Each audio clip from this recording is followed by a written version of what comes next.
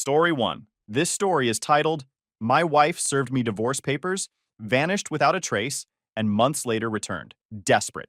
Knocking on my door for money. Hey everyone! Before we jump into today's video, I need your help. We've noticed the channel is losing some traction, and subscribing is one of the best ways you can support us. It's quick, free, and it helps us keep bringing you awesome content. Your support means the world. Let's keep this channel growing together. Thanks so much. Now let's start the video.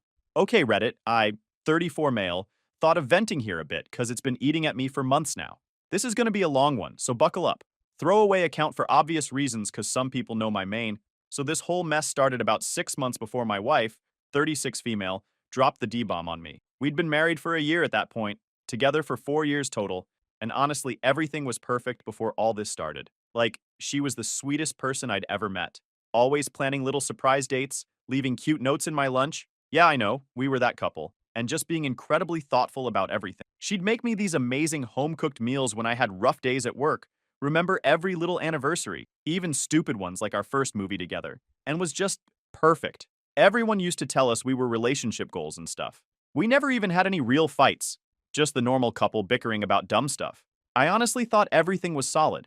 Like, we had our little arguments about stupid stuff like whose turn it was to do the dishes or me leaving my socks on the floor, but nothing major. But then things started getting weird. It was small stuff at first, like how she suddenly got super interested in our finances. And I don't mean the normal, hey, we should probably start saving for a house kind of way. Nah, she started asking really specific questions about all our accounts, our investments, even stuff from before we got married. She'd never shown any interest in that stuff before. I work in finance, so she always just let me handle everything. But here's the thing. She never needed to worry about money. I made sure of that. I wasn't out here blowing cash or keeping secrets. I was grinding, making sure we were comfortable, making sure she never had to stress over finances. She had access to everything she needed, never had to ask twice for anything. If she wanted something, I made it happen. So why the sudden deep dive into every cent I had? It wasn't like she'd ever cared before. I remember this one night specifically. We were having dinner, and out of nowhere, she starts asking about my inheritance from my grandparents. Like really detailed questions about how it was stored, what accounts it was in, all that stuff. When I asked her why she was suddenly so interested, she just shrugged it off like, oh, I just think I should know these things. We're married after all. Then she started taking these weird phone calls. She'd be in the kitchen or whatever, phone rings, and suddenly she's walking into another room and closing the door. I'm not the jealous type or anything, but it was just different. She never used to do that before. And when she'd come back, if I asked who it was, she'd always have some vague answer like, oh, just work stuff, or just catching up with an old friend. The late nights at work started picking up too. She's a project manager at a tech company, so late nights aren't completely unusual, but it went from maybe once a month to 2 to 3 times a week. And here's the thing that really got me. I checked our shared credit card statement, because I always handle the bills, and noticed she wasn't charging dinner on those late nights. So either she was eating the world's longest series of packed lunches, or something wasn't adding up. But the thing that really set off alarm bells? She started obsessively checking our online banking, like multiple times a day. I only noticed because I work at a bank and our system shows login activity. She'd never checked it more than maybe once a month before, usually just to make sure her paycheck went through. I didn't want to be that paranoid husband, the kind that reads into every little thing and makes mountains out of molehills. But I've worked in finance long enough to know that when someone suddenly gets super interested in money and accounts, something's usually up. It's like when clients start asking weird questions about their accounts. 9 times out of 10, they're planning something. I started paying more attention to other stuff too, like how she'd get really quiet whenever I talked about future plans. We were supposed to go on this big vacation for our 2nd anniversary, and every time I brought it up, she'd change the subject or give really non-committal answers. And don't even get me started on how she reacted when I mentioned maybe starting to try for kids soon. The weirdest part? She started getting really interested in my work schedule, like wanting to know exactly when I'd be home, when I had late meetings, that kind of thing. At first, I thought maybe she was planning some kind of surprise. Our anniversary was coming up, but something about it just felt off. I started keeping a note on my phone of all these little things, not in a creepy way, just dates and basic details. Part of my job is looking for patterns in data. And man, when I looked at that note after a few weeks, the pattern was pretty clear. Something was definitely up. I know some of you are probably reading this thinking, dude, she was obviously cheating. And yeah, maybe that thought crossed my mind, but honestly, my gut was telling me it was something else. The focus on finances, the sudden interest in my schedule and our accounts, it felt more calculated than that. Like one night, she brought it up again over dinner. Hey, how exactly does your 401k work? Like, what happens if something happens to you? Who gets it? She poked at her pasta like the question was casual. I set my fork down. Why do you keep asking about this stuff lately? I tried to keep my tone light, but I could feel my chest tightening. Did I do something? Are you upset about something? She barely looked up. No, I just think we should be more prepared, you know? In case life throws something unexpected our way. Something about the way she said it made my skin crawl. I actually couldn't ignore my gut anymore, so I decided to do something that still makes me feel kinda guilty, even though it ended up saving my ass. I started quietly protecting myself. Yeah, I know how that sounds, like I was being paranoid or didn't trust my wife. Trust me, I spent many sleepless nights feeling like the worst husband ever for even thinking about this stuff. But here's the thing about working in finance. You see people get screwed over all the time because they didn't protect themselves. I can't count how many times I've had clients come in devastated because they trusted someone completely and got burned. So I figured better safe than sorry, right? First thing I did was document everything. And I mean everything. Every gift we'd ever given each other, we actually exchanged plenty, every major purchase, every joint account, every investment. I even went through our wedding gifts and made a detailed list. Probably looked like a crazy person with all these spreadsheets, but whatever. Then I did something that honestly felt really sneaky at the time. I opened a separate account at a different bank. Not to hide money or anything shady like that, just to have something that was completely mine. I moved my personal inheritance from my grandparents into it, about 50,000, since that was technically separate property anyway. I also started keeping all my receipts and taking photos of expensive stuff we owned. Like, I literally went around the house one day when she was working late and photographed every valuable thing we had, especially the stuff we'd given each other as gifts. Felt like I was doing some weird insurance inventory or something, lol. The trickiest part was figuring out what to do about our joint investments. We had this portfolio we'd built together, and she'd never shown any interest in it before. But suddenly, she's asking all these questions about when we could liquidate certain positions and what the penalties would be for early withdrawal.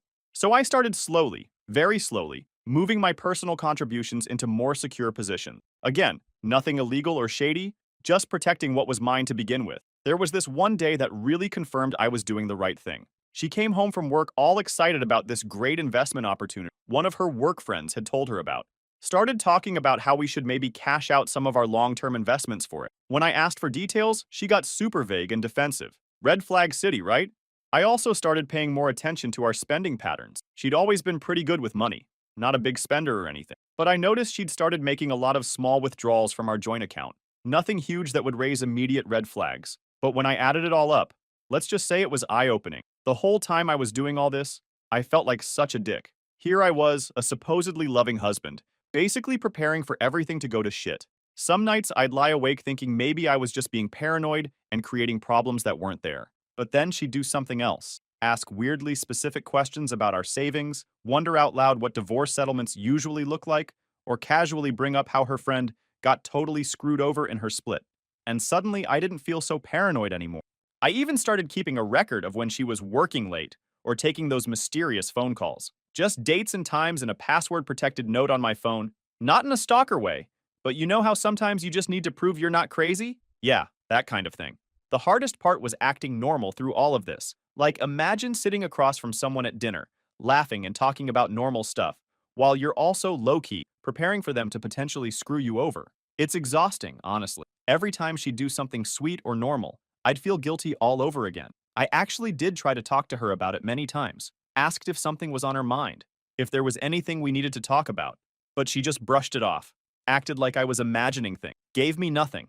And honestly, pushing harder would have just made her more careful about whatever she was up to. Sometimes the smartest move isn't confronting, it's shutting up and paying attention. Quick side note, some of you might be thinking, dude, why didn't you just get marriage counseling or something? Well, I actually suggested it once, kind of casually. You should have seen how fast she shot that idea down. Said we were fine and I was just being insecure.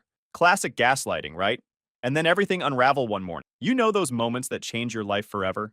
They never happen how you expect. No dramatic thunderstorm, no ominous music playing in the background, just Tuesday. I was sitting at our kitchen island, having my usual coffee and scrolling through work emails on my phone. She was making toast, and I remember thinking how weird it was that she was up early since she usually slept in on her WFH days. Then she just did it, pulled out this manila envelope from her work bag, and slid it across the counter to me like she was passing me the morning paper or something. I didn't even look at it at first. Thought maybe it was just some house paperwork or whatever. But then I saw her face. She had this weird expression I'd never seen before. Kind of blank, but also satisfied? That's when I knew. I want a divorce, she said, super calm, like she was telling me we needed more milk from the store. I remember my coffee cup just hanging there halfway to my mouth, probably looking like a complete idiot. The crazy thing is, even though I'd been preparing for something bad to happen, this still felt like getting slapped in the face. I opened the envelope. Yep, divorce papers, all filled out, just waiting for my signature. She'd clearly been planning this for a while, had probably already talked to a lawyer and everything. And there I was, still in my pajama pants, trying to process what the hell was happening. You know what's really messed up? My first thought wasn't even about our marriage ending. It was thank God I moved that inheritance money. How screwed up is that? 4 years together, and in that moment, all I could think about was being glad I'd protected my assets. She started giving me this rehearsed speech. I don't know, I'm not in love anymore. People grow apart, you know? It happens. Her voice was flat, rehearsed. She wouldn't look at me. Just last night, she was curled up against me on the couch, laughing at some dumb Netflix show. And now? Now she was sitting here, feeding me the most generic breakup speech imaginable. I let her talk. Didn't interrupt, didn't react. Probably looked stunned, but inside my brain was running through a mental checklist. Separate account? Check. Documentation of assets? Check. Photos of valuables? Check. It was like my emotions got shoved into a corner, while my survival instincts took over. When she finished, she just sat there, watching, waiting for some kind of explosion. Instead, I took a slow sip of my now cold coffee, set it down, and said, okay. Her expression was priceless, like I'd just thrown a wrench in whatever reaction she was expecting. She blinked, scoffed. That's it? Okay, I shrugged. You're not even gonna ask why? I exhaled, looking at her. Was it because I didn't give you what you deserved? Or because I wasn't giving enough in this relationship? Her face shifted. Surprise, then something else. Something unreadable. No, she said, shaking her head. It's not that. You were good to me. I don't know.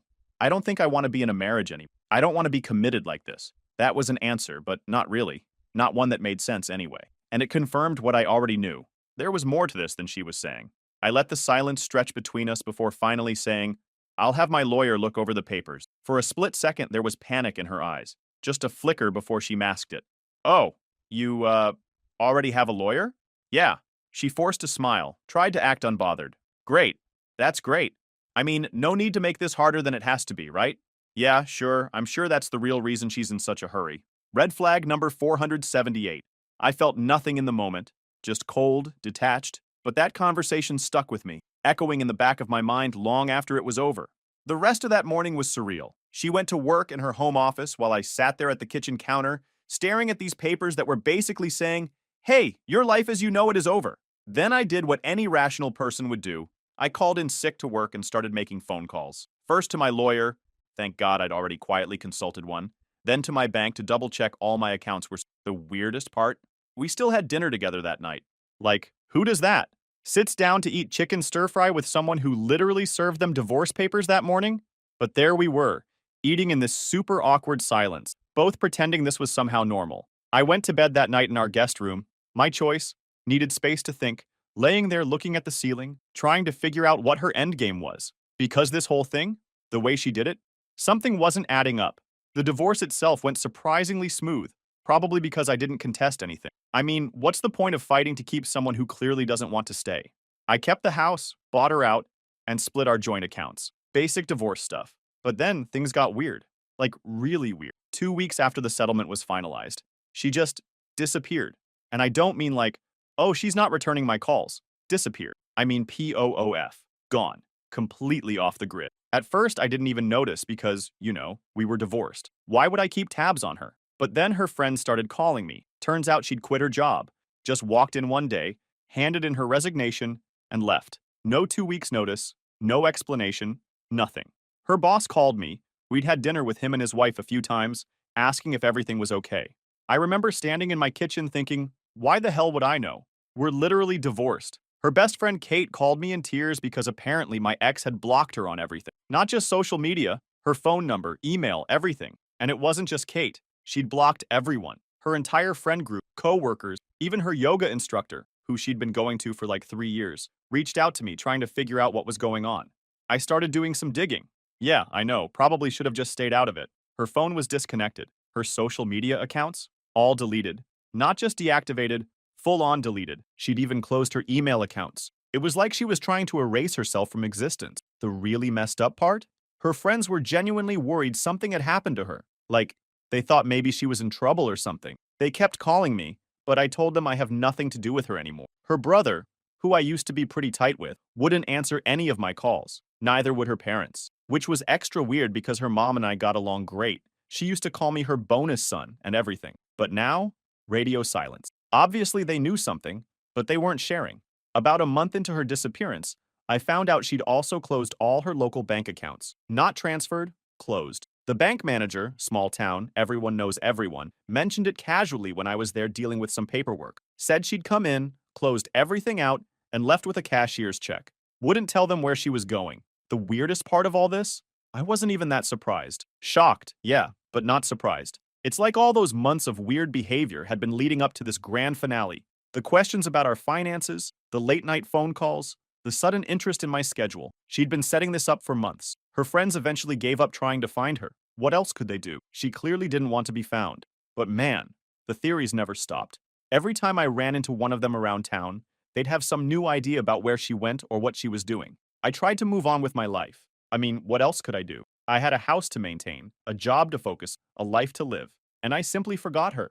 After I thought I got everything figured out. Like around 5 months after the whole vanishing act, I was actually doing pretty good. Started hitting the gym regularly. Yeah, I know, typical divorced guy move. Got a promotion at work, and even started dating again.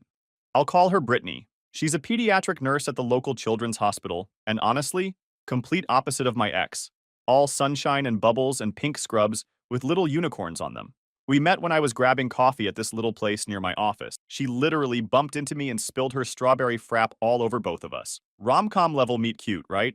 After apologizing like 50 times and insisting on paying for my dry clean, which I refused, she gave me her number. We started texting, and it just clicked. So yeah, life was getting good.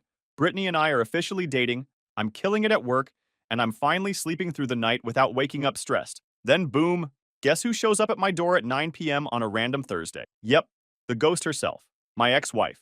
The timing couldn't have been worse. Brittany was over, we were making cookies and watching some Netflix show about baking. I hear this aggressive knocking, and when I open the door, there's my ex, looking like she'd been through hell and back. First thing out of her mouth, whose car is that in the driveway? Not, hello, not even, hey, can we talk? Nope. She's fixated on Brittany's white Volkswagen Beetle, complete with a flower vase, yes, really, parked next to my car. I tell her it's my girlfriend's car, and holy shit, the look on her face. It was like I just told her I'd sold our house to a pack of wolves. She goes from looking desperate to straight up furious in about half a second. But here's where it gets really wild. Instead of talking about where she's been for the past 5 months or why she's suddenly shown up at my door, she starts going off about how fast I moved on. Like, excuse me? You disappeared without a trace after blindsiding me with divorce papers, and you're mad that I'm dating someone? I can hear Brittany in the kitchen, probably wondering what's going on, and the whole situation is just surreal. My ex is standing there in my doorway, looking like a mess, ranting about how I clearly never loved her, if I could move on so quickly. Then she spots Brittany coming to check on me. Brittany, sweet soul that she is, actually waves and says, "Hi," with her typical cheerful smile. My ex takes one look at her and lets out this laugh. She turns back to me and goes, "Really? This is your type now? Some basic Barbie who bakes cookies?" That's when I got pissed. Look, you can come at me all you want, but Brittany? She's literally the nicest person I've ever met. She volunteers at animal shelters on weekends and cries during Disney movies. Going after her was crossing a line. But before I could say anything, my ex switched gears completely. Suddenly, she's not interested in Brittany anymore. No, now she wants to talk about money. Specifically, she claimed all the expensive jewelry and stuff she gave me during our marriage. The whiplash from "how dare you move on" to "where's my stuff" was wild. I'm standing there trying to process this mood swing while Brittany's quietly retreated back to the kitchen. Bless her heart, she later told me she started stress baking a second batch of cookies. I tell my ex I sold most of it after the divorce and donated the rest to charity, which was true. It was part of my whole fresh start thing. Man, if I thought she was mad before, she completely lost it. Started calling me names, saying I had no right to sell her gifts, demanding I give her the money. The whole time she's yelling, I'm just standing there thinking how strange life is. 5 months ago, this woman was my wife. We shared a bed, a life, everything. Now she's a stranger screaming on my doorstep while my new girlfriend stress bakes in the kitchen. I ended up closing the door in her face mid-rant. Probably not the most mature response, but hey, she lost the right to yell at me in my own house when she served me divorce papers over breakfast. I went back to the kitchen. Brittany just looked at me, handed me a warm cookie, and said, "So, that was interesting. God, I love how she can make even the most awkward situations better." But something told me this wasn't over. The way my ex had looked when she left, she wasn't done. Not by a long shot. 3 days after the cookie incident, that's what Brittany calls it now, my phone starts buzzing at like 11 p.m. It's a number I haven't seen in months. My former brother-in-law, Mike. Now, some backstory. Mike and I used to be really tight. Like, we'd go to football games together, grab coffee after work, that kind of thing. But when the divorce happened, he blocked me everywhere without even a goodbye. That stung more than I'd like to admit. So seeing his number pop up? Weird. I wish I could say I was mature about it. But the first thing out of my mouth was, "Oh, so you remember how to use a phone?" He ignored the sass and jumped straight into this clearly rehearsed speech about how I needed to do the right thing and help his sister out. Kept going on about how she was family for 4 years, how I owed her this one thing, blah, blah, blah. The whole time I'm thinking, where was this family loyalty when she was serving me divorce papers over breakfast? But then he drops this bomb. Man, if roles were reversed, she would have helped you out, no questions asked. I actually laughed out loud at that one. Like, full on snorted. Because are we talking about the same person? The woman who wouldn't even tell me why she wanted a divorce? Who disappeared without a trace? Who showed up at my door and insulted my new girlfriend? That's who would have helped me out. I told him exactly what I told her. I sold the stuff, gave some to charity, end of story. He didn't like that answer, started getting all aggressive, saying stuff like, "You're not the person I thought you were," and "I can't believe I was ever friends with someone like you." That's when I snapped. Told him that maybe he should ask his sister about all the expensive stuff I gave her, including the car she's still driving around in. Asked him if she'd told him about showing up at my house and insulting my girlfriend. Real curious if she mentioned disappearing for 5 months without a word to anyone. He got quiet for a second, and I could tell some of this was news to him. But instead of actually thinking about what I was saying, he doubled down, started calling me selfish, said I was being petty, told me I was just bitter about the divorce. Here's the thing that really gets me, though. Throughout this whole conversation, he kept dancing around something. Like there was clearly more to the story that he wasn't telling me. Every time I pushed back on why she needed the money so badly, he'd get all weird and vague about it. I ended up telling him that if his sister needed money so desperately, maybe she shouldn't have quit her six-figure job and disappeared for months. That shut him up pretty quick. Then I hit him with the real kicker, told him that his sister wasn't worth staying married to, but at least I thought our friendship had been real. Guess I was wrong about that too. Hung up after that. Blocked his number too because why not? Everyone else in that family had blocked me months ago anyway. Might as well return the favor. Brittany was staying over that night. She stays over most nights now. Another thing that probably pissed off my ex, and she could tell something was up. Instead of pushing me to talk about it though, she just put on our comfort show and ordered late-night pizza. This girl, I swear, she just gets it. But lying there that night, while Brittany was asleep next to me, I couldn't stop thinking about how weird this all was. My ex disappears for months, then shows up demanding money. Her brother, who hasn't spoken to me since the divorce, suddenly calls to guilt-trip me about helping her. None of it added up. I mean, what kind of trouble was she in that she needed money this badly? And why didn't she just sell the car I bought her if she was that desperate? That thing was worth way more than the jewelry she gave me. Less than 24 hours after the drama with Mike, I get this text from my ex at 4 a.m. Who texts at 4 a.m. unless something's seriously wrong, right? It was this long paragraph about how she needed to meet me one last time, said she'd tell me everything, the whole truth this time. My first instinct was to ignore it. I mean, I was done with the drama. Plus, Brittany and I had plans that day to go to this cute little farmer's market, but something about that text felt different from her usual demanding messages. Maybe it was the timestamp, maybe it was the way she wrote it, but it felt desperate. I showed it to Brittany over breakfast. She stays over most nights now, has basically taken over half my closet with her colorful scrubs. You know what she said? "Babe, you need closure. Go hear her out." Then she kissed my cheek and said she'd go to the farmer's market with her sister instead. Sometimes I wonder what I did to deserve someone this understanding. So I agreed to meet my ex. Told her to come to this coffee shop downtown. Neutral territory. Plus it's always busy so she couldn't make a scene. When she walked in, I barely recognized her. She looked rough, like she hadn't slept in days. Gone was the power suit wearing career woman I'd married. She was wearing sweats and looked like she'd been crying. She sat down and for a minute just stared at her hands. Then she started talking, and holy shit, you guys. Turns out she'd been cheating. But not just any regular cheating. She'd been having an affair with someone she met at her high school reunion. I recalled that reunion she insisted on going to alone about 6 months into our marriage. Connected with some guy she used to date back in the day, and apparently they had this incredible connection or whatever. But here's where it gets really wild. After the divorce, they decided to go all in on their dream life. Dude had convinced her they should buy a farm. A farm. My ex-wife, who used to complain if her manicure got messed up, decided to become a farmer. They took all her divorce settlement money and bought this property in another state. I had to stop her there. Wait, I said. You left your six-figure job to become a farmer? She actually looked embarrassed. Turns out neither of them knew the first thing about farming. I actually laughed. They had this romantic idea about living off the land or something, but reality hit them hard. They ended up having to hire actual farmers to run the place, which ate through their money fast. But wait, it gets better.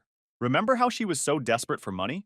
Well, turns out she's pregnant with Farm Boy's baby. They burned through all their savings trying to keep the farm running, and now they're broke with a baby on the way. That's why she came back. She needed money for medical bills and baby stuff. I sat there for a good minute just processing all this. The woman who'd refused to get a dog because it was too much responsibility was having a baby with a wannabe farmer she'd known for barely a year. The whole thing was so absurd, I actually started laughing. She didn't appreciate that. Started crying, saying she knew she'd messed up, that she'd made a huge mistake. Said she'd been too embarrassed to tell anyone where she really was, which is why she cut contact with everyone. Her family knew some of it, but not the whole story, especially not about how badly the farm was failing. Then she hit me with it. She actually asked if I'd consider giving her another chance. Said she'd realized what a mistake she'd made. That farm boy wasn't who she thought he was. That she missed our life together. I looked at her, sitting there crying in a coffee shop, pregnant with another man's baby, asking me to take her back, and felt nothing. Actually, that's not true.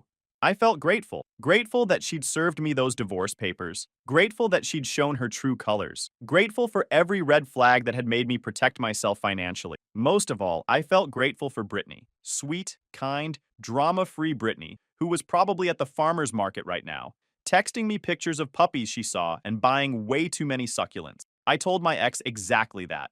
Told her that her poor life choices weren't my problem anymore. That she gave up any right to my help when she cheated, when she lied, when she tried to manipulate me. The look on her face when I mentioned the cheating, priceless. Guess she didn't think I'd figured that part out. She tried to argue, started saying something about how we'd been together for 4 years, how she still cared about me. I cut her off.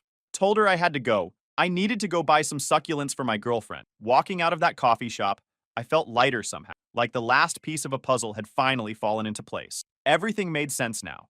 The weird behavior before the divorce, the quick disappearance, the desperate return. But something told me this still wasn't over. My ex isn't the type to just accept defeat and walk away. Called it. She wasn't done. 2 days after our coffee shop chat, she showed up at my house again.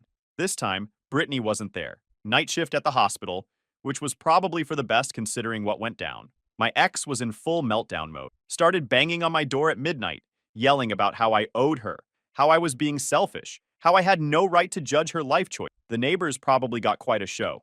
I opened the door, mostly to stop the banging, and she just barged in, still ranting. That's when I'd had enough. 4 years together, and I'd never raised my voice at her. But this time, I lost it. Told her exactly what I thought about her cheating, about her running off to play farmer with her high school sweetheart, about her showing up here demanding money like she was entitled to it. Reminded her that she was the one who wanted the divorce, she was the one who disappeared, and she was the one who made her bed. Now she could lie in it. She tried to pull the pregnancy card again, started crying about medical bills and baby expenses. I just laughed and told her maybe she should sell that car I bought her. You know, the one she conveniently forgot about when asking for her gifts back.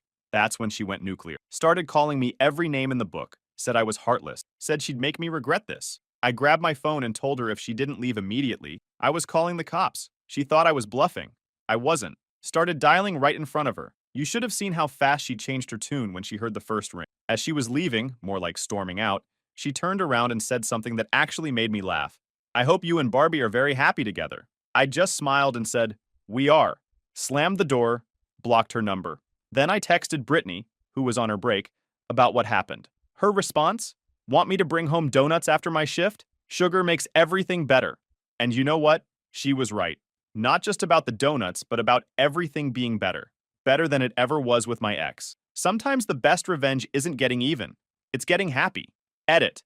To everyone asking, yes, Brittany and I are still together. No, I haven't heard from my ex since that night. Yes, Brittany still bakes amazing cookies. And yes, our kitchen windowsill is now full of succulents. Life's good. Story 2. This story is titled, My Fiancé and Her Parents Disrespected and Made Fun of My Late Mother in Front of Her Whole Family. So I called off the wedding immediately, right in front of everyone. Hi, everyone.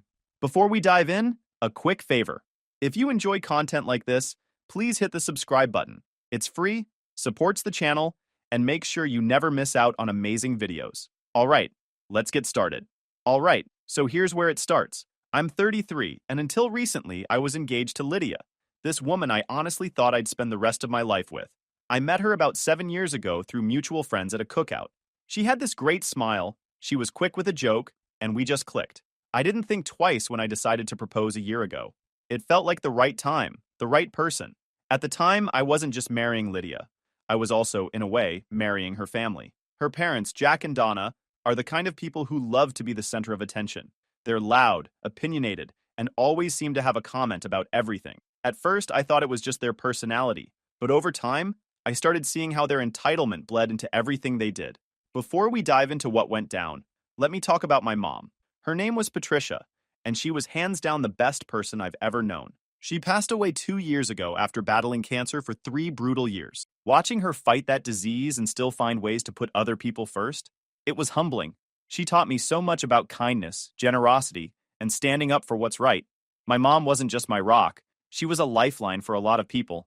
She had this way of stepping in and helping people without making them feel embarrassed or indebted.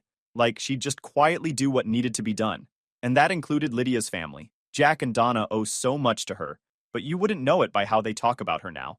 Back when I first introduced Lydia to my mom, it went well enough. My mom liked Lydia, she told me so, and Lydia seemed polite. But as things got more serious, it became obvious that Lydia didn't really get along with my mom. It wasn't anything dramatic, just small comments here and there, like how Lydia would call my mom overly involved or a little too eager to help. It rubbed me the wrong way, but I figured it was just nerves or Lydia trying to adjust to being part of a new family. The thing is, my mom did a lot for Lydia's family. Years ago, when their restaurant was on the verge of shutting down, my mom co-signed a loan to help them out. No one else would take that risk, but my mom believed in them. She even helped them organize their finances and put together a plan to make the business profitable again. And it worked. The restaurant survived, and Jack and Donna were able to keep their livelihood. But it didn't stop there. When their restaurant's industrial oven broke down, they didn't have the money to replace it. My mom paid for it outright because she didn't want them to lose business. She never asked for the money back, even though she could have used it for her own medical bills later on. That's just who she was. And then there was Lydia's older brother, Ryan. He was struggling to finish college because he couldn't afford tuition for his last semester. My mom stepped in and covered the cost so he wouldn't have to drop out. She said, "Education is one thing no one can take away from you." It wasn't just money she gave, it was time and energy. She spent hours helping Lydia's family with everything from bookkeeping advice to babysitting Ryan's kids so he could focus on studying. And let me tell you, not once did Jack, Donna, or Ryan ever thank her properly. Sure, they said thanks in passing, but there was no real acknowledgement of what she'd done for them. My mom never cared about that, though. She wasn't in it for the recognition. She just wanted to help people. When my mom passed away, I was devastated. She was my world, and losing her felt like a piece of me was gone forever.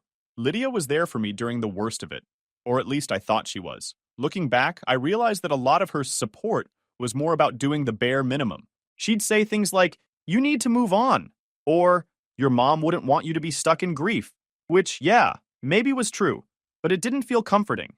It felt dismissive. Leading up to the wedding, I started noticing more red flags. Lydia was weirdly dismissive anytime I brought up my mom in conversations about the ceremony. For example, I wanted to include a small tribute to my mom during the vows, and Lydia just brushed it off saying, "Isn't that going to make people sad? Weddings are supposed to be happy." I let it slide because I didn't want to start a fight, but little things like that kept piling up. Then there were the comments from Jack and Donna. They had this way of talking down to me, like they thought Lydia was marrying beneath her. Jack once joked about how Lydia was upgrading her life by marrying someone from a simpler background. Donna would say things like, "Well, we all make sacrifices for love," as if Lydia was doing me a favor by agreeing to marry me. It stung, but I kept my mouth shut for Lydia's sake. Looking back now, I wish I'd spoken up sooner. Maybe I could have saved myself some heartache, but I kept telling myself that once the wedding was over and the dust settled, things would get better. I couldn't have been more wrong. So fast forward to about a month before the wedding. That's when things really started to unravel. Like I said earlier, Lydia's parents, Jack and Donna, offered to host the rehearsal dinner at this fancy restaurant they had ties to. At first, I thought it was a nice gesture. I figured maybe they were trying to smooth over all the little snide comments and awkward moments we'd had during the wedding planning.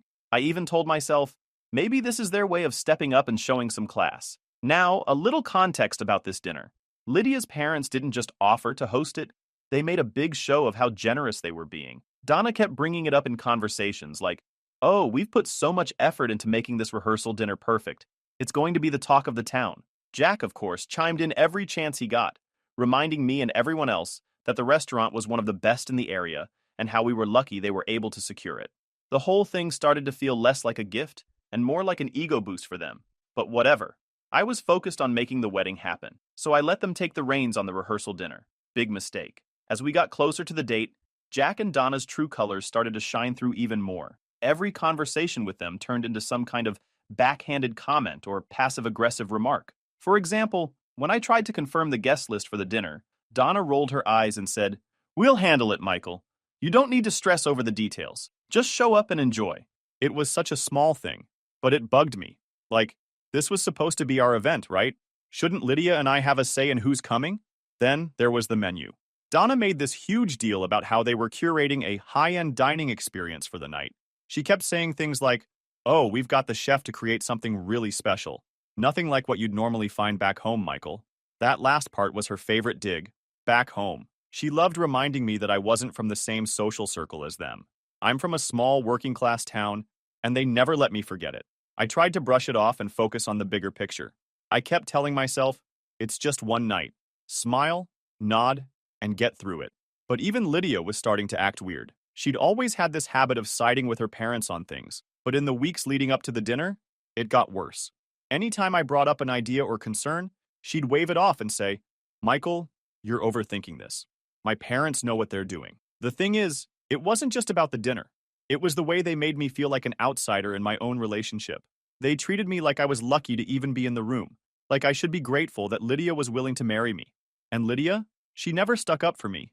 If anything, she encouraged it by laughing along or dismissing me whenever I tried to bring it up. A week before the dinner, there was this incident that should have been a huge red flag for me. Lydia and I were at her parents' house, finalizing some details for the wedding. Donna was in full control mode, flipping through seating charts and floral arrangements like she was planning a royal event. At one point, I made a suggestion about changing the centerpieces to something simpler, something my mom would have loved. Donna didn't even look up from her binder. She just said, "Oh, Patricia had interesting taste, didn't she? But this is Lydia's day. Let's keep things modern, shall we?" I froze. It was such a subtle jab, but it hit me hard. Lydia didn't say a word. She just kept scrolling on her phone like nothing had happened. I wanted to call Donna out right then and there, but I didn't want to start a fight, so I swallowed my pride and stayed quiet. Looking back, I hate that I didn't say something. It's like every little insult and slight was adding up, but I kept brushing it off because I didn't want to rock the boat.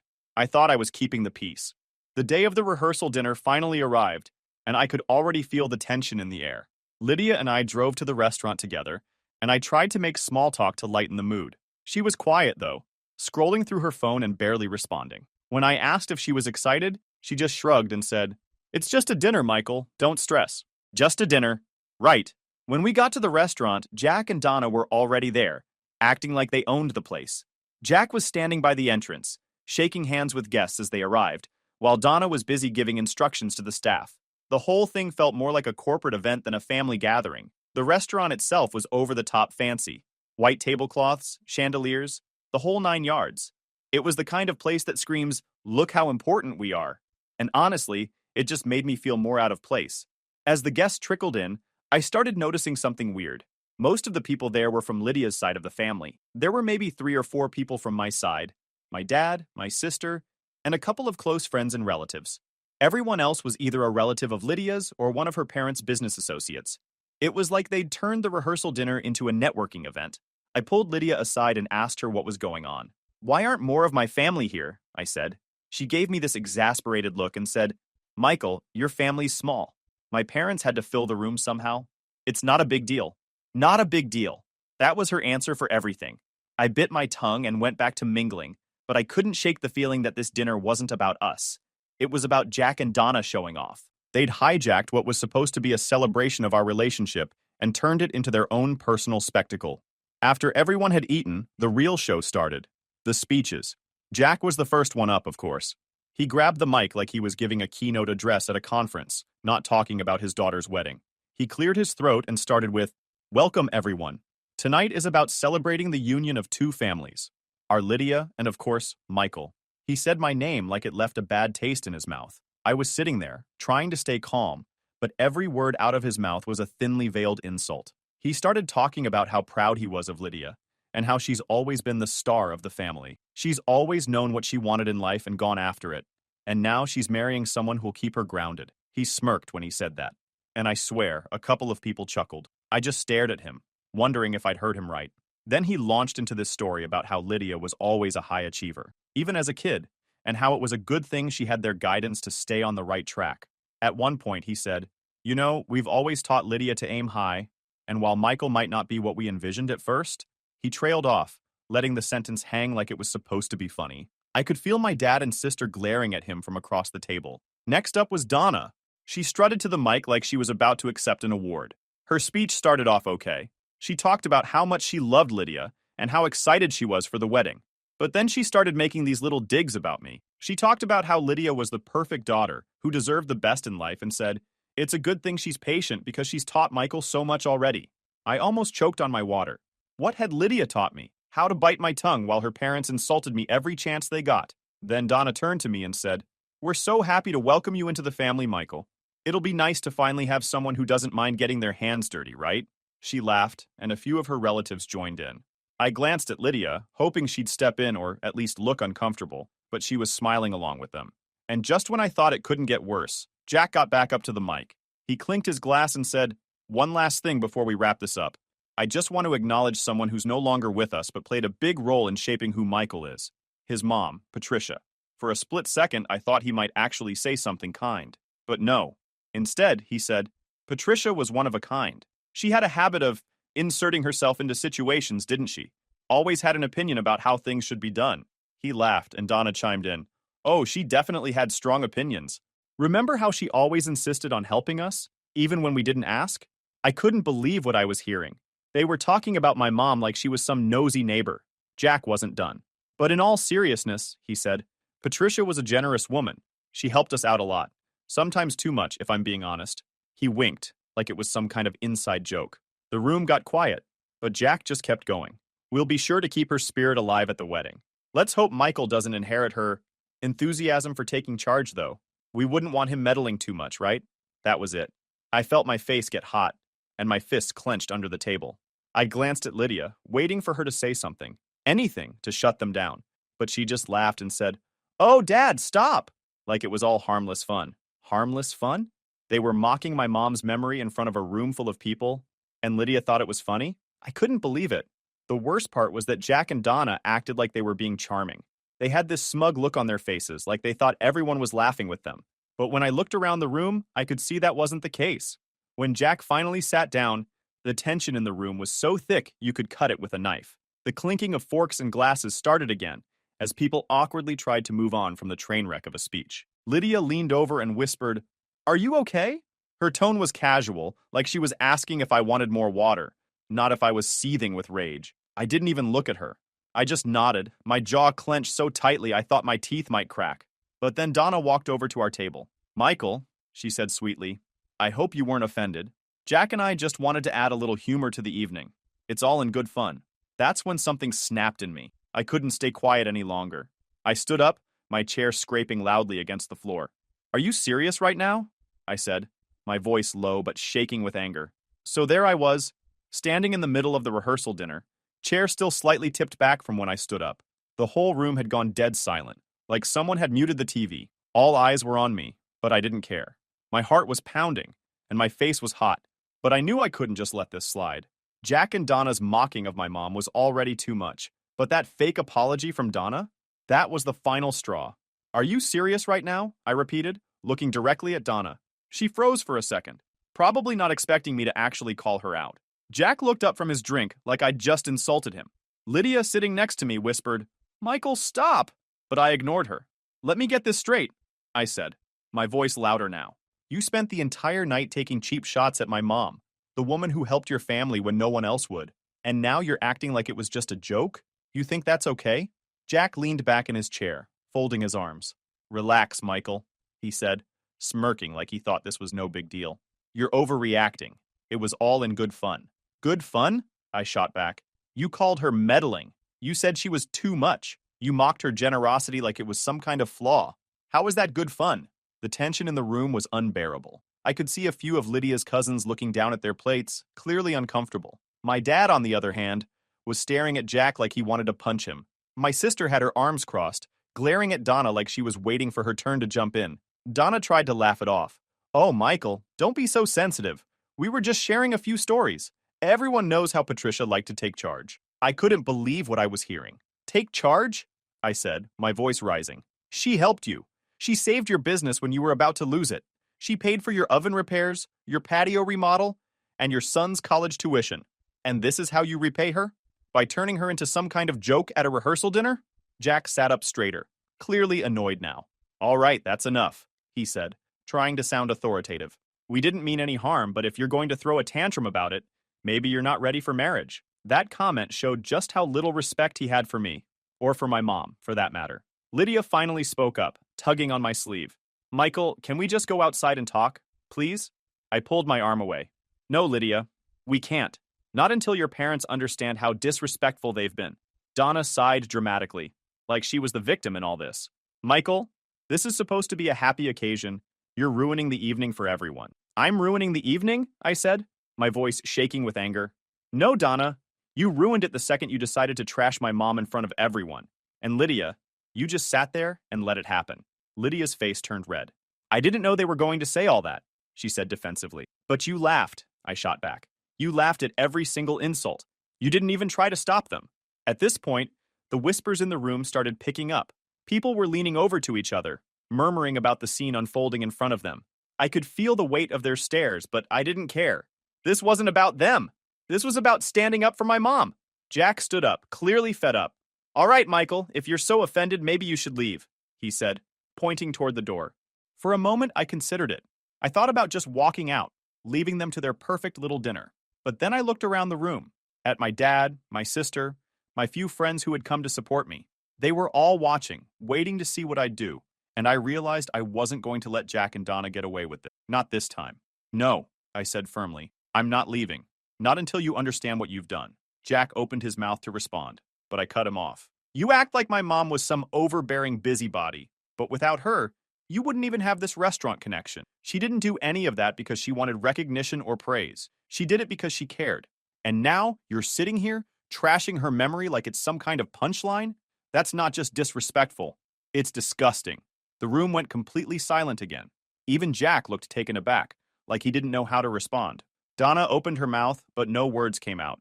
Lydia just sat there, staring at the table, her face a mix of embarrassment and anger. Finally, Jack muttered, We didn't mean it like that. It doesn't matter how you meant it, I said. What matters is how it came across. You don't get to rewrite who my mom was just because it suits your narrative. She deserved better than that. And honestly, so do I. With that, I stepped back from the table and grabbed my coat. You want me to leave? Fine, but don't expect me to come back. My dad stood up immediately, ready to follow me out. My sister grabbed her purse and shot one last glare at Donna before joining us. A couple of my friends stood up too, looking unsure but supportive. Lydia called after me, Michael, wait! But I didn't stop. I walked out of that restaurant, my head held high, even though my heart was pounding in my chest. Outside, my dad put a hand on my shoulder. You did the right thing, he said. Your mom would be proud. I nodded, but I didn't feel proud. I felt angry and betrayed.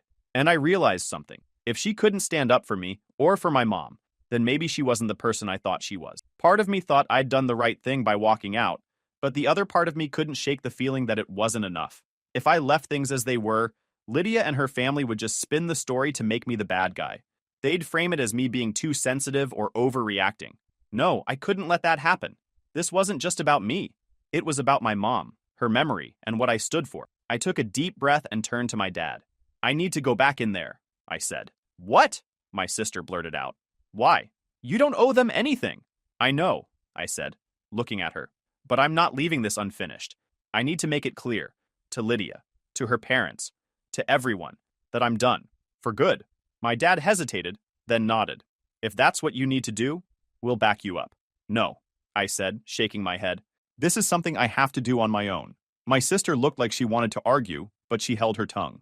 I turned and walked back toward the restaurant. My stomach was in knots, but my mind was clear. I wasn't walking back in there to cause a scene. I was walking back in there to end things once and for all. People were whispering to each other, stealing glances at the door as I walked back in. Lydia was still sitting at the table, her face pale and her eyes wide when she saw me. Michael, she said, standing up. What are you doing? I ignored her question and walked straight to the front of the room where Jack and Donna were still seated, looking far too pleased with themselves. Jack raised an eyebrow as I approached, clearly not expecting me to come back. Donna gave me that same fake sweet smile she'd been using all night. Back so soon? Jack said, his tone dripping with sarcasm. I didn't bother responding to him. Instead, I turned to face the entire room. Excuse me, everyone, I said, loud enough for the whole room to hear. The murmuring stopped instantly, and all eyes were on me again. My heart was pounding, but I kept my voice steady. I have something I need to say. I glanced at Lydia, who was now standing frozen by the table, her hands clasped tightly in front of her. I know this isn't the time or place anyone expected for this, but after what's happened tonight, I don't see any reason to wait. I took a deep breath and continued. This wedding is off. The room erupted.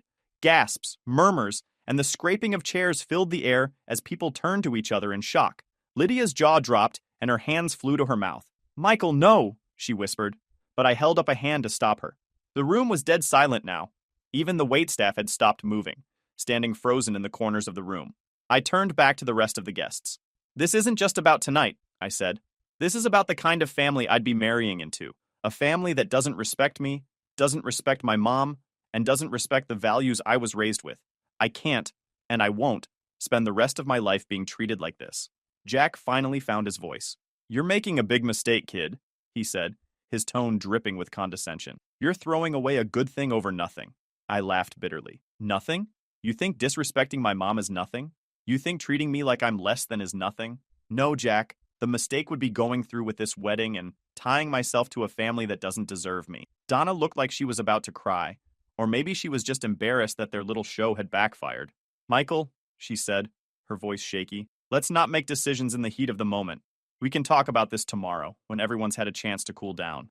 No, I said firmly. We're not talking about this tomorrow or ever. This is done. I turned to Lydia one last time. Her face was streaked with tears, and she looked like she didn't know whether to scream or beg. I walked back toward the door, my footsteps echoing in the silent room. As I reached for the handle, I heard Lydia call after me one last time. Michael, please, don't do this. I paused for a moment, my hand on the door. Then I turned back and said, I already did. Walking out of that restaurant felt like ripping off a Band-Aid. There was a sting, sure, but the overwhelming feeling was relief.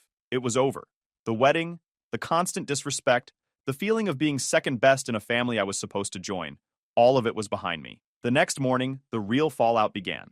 I woke up to about 100 unread messages on my phone. Most of them were from Lydia. A few were from Jack and Donna, and there were even a couple from random relatives of hers who I barely knew. The tone of the messages ranged from pleading to outright nasty. Lydia's texts were full of apologies. I'm sorry, Michael. I didn't mean to hurt you.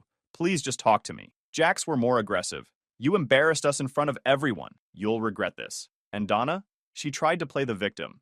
I can't believe you do this to Lydia. She didn't deserve this. I ignored all of them. By mid-afternoon, Lydia showed up at my apartment. I knew it was coming.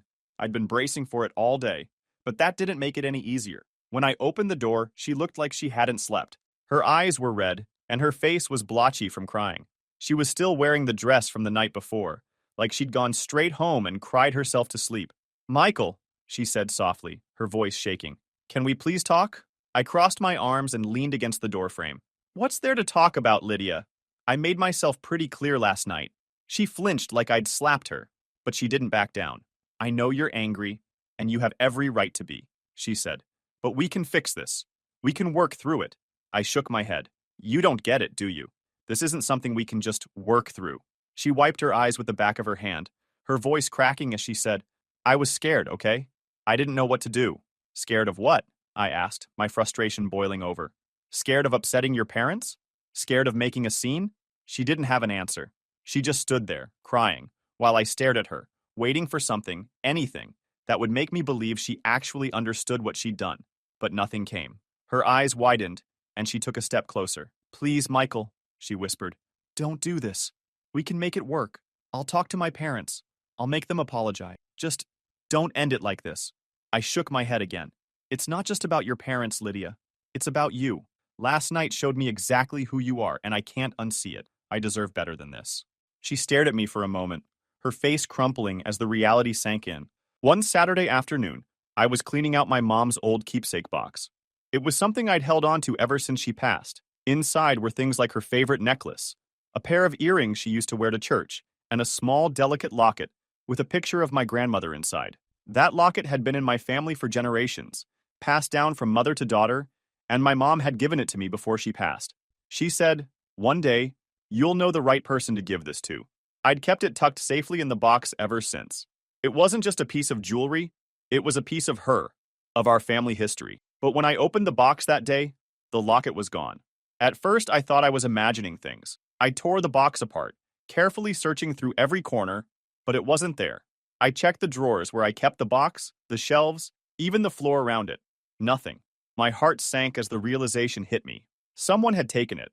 The only person who'd been in my apartment recently, besides my family and close friends, was Lydia. My stomach churned as I pieced it together. She'd come over a few days after the breakup to drop off the engagement ring. She'd asked to use the bathroom before she left, and I'd thought nothing of it at the time. But now, it all made sense. I grabbed my phone and texted her, "Did you take the locket from my mom's keepsake box?" A few minutes later, she replied, "What are you talking about?" I didn't buy it for a second. "You know exactly what I'm talking about. The locket my mom left me. It's gone. You're the only person who's been in my apartment recently. Did you take it?" She didn't respond right away. But when she did, her message made my blood boil. "I borrowed it because I wanted to keep a piece of her with me. I thought it would help me feel closer to you." Borrowed. She borrowed it? Without asking? Without even telling me? I couldn't believe the audacity. I called her immediately. When she picked up, she sounded defensive, like she was the victim in all of this. "Michael, it's not a big deal," she said. "I was going to give it back." "Not a big deal?" I snapped. "That locket has been in my family for generations. It's not some trinket you can just take because you feel like it. How could you even think that was okay?" "I just wanted to feel connected to you," she said, her voice trembling like she was trying to play the sympathy card. "I didn't think you'd notice." "Of course I'd notice," I shouted. "It's my mom's. And the fact that you didn't think to ask me first makes it even worse." She started crying at that point, but I wasn't in the mood to comfort her. "Where is it?" I demanded. "It's at my parents' house," she admitted through sobs. "I didn't want to lose it, so I left it there for safekeeping." That was the last straw. You took something that didn't belong to you, something that means more to me than you'll ever understand, and you just left it at your parents' house? Are you kidding me? "I'm sorry," she whispered. "Sorry doesn't cut it," I said, my voice cold. "I'm coming to get it. Now." An hour later, I was pulling up to Jack and Donna's house. My anger had only grown during the drive, and by the time I knocked on the door, I was ready to explode. Donna opened it, her fake sweet smile fading when she saw the look on my face. "Michael," she said cautiously, "what are you doing here?" "I'm here to get my mom's locket," I said bluntly. "Lydia told me it's here." Donna's face shifted into a mix of confusion and annoyance. "Lydia took a locket? Why would she—" "Just get it," I interrupted. She narrowed her eyes but stepped aside to let me in. A few minutes later, Lydia came downstairs holding the locket in her hand. Her eyes were red and her face was blotchy, but I didn't care. All I saw was the locket dangling from her fingers, like it was nothing. "Here," she said, holding it out to me. I snatched it from her hand and inspected it, making sure it was the same one. When I was satisfied, I stuffed it in my pocket and turned to leave. "Michael, wait," she said, her voice desperate. "I didn't mean to upset you. I was just trying to—" "Save it," I said, cutting her off. "You stole from me, Lydia. From my mom. Like what you'd already done is not enough." Her face crumpled, and she started crying again. But I didn't stop.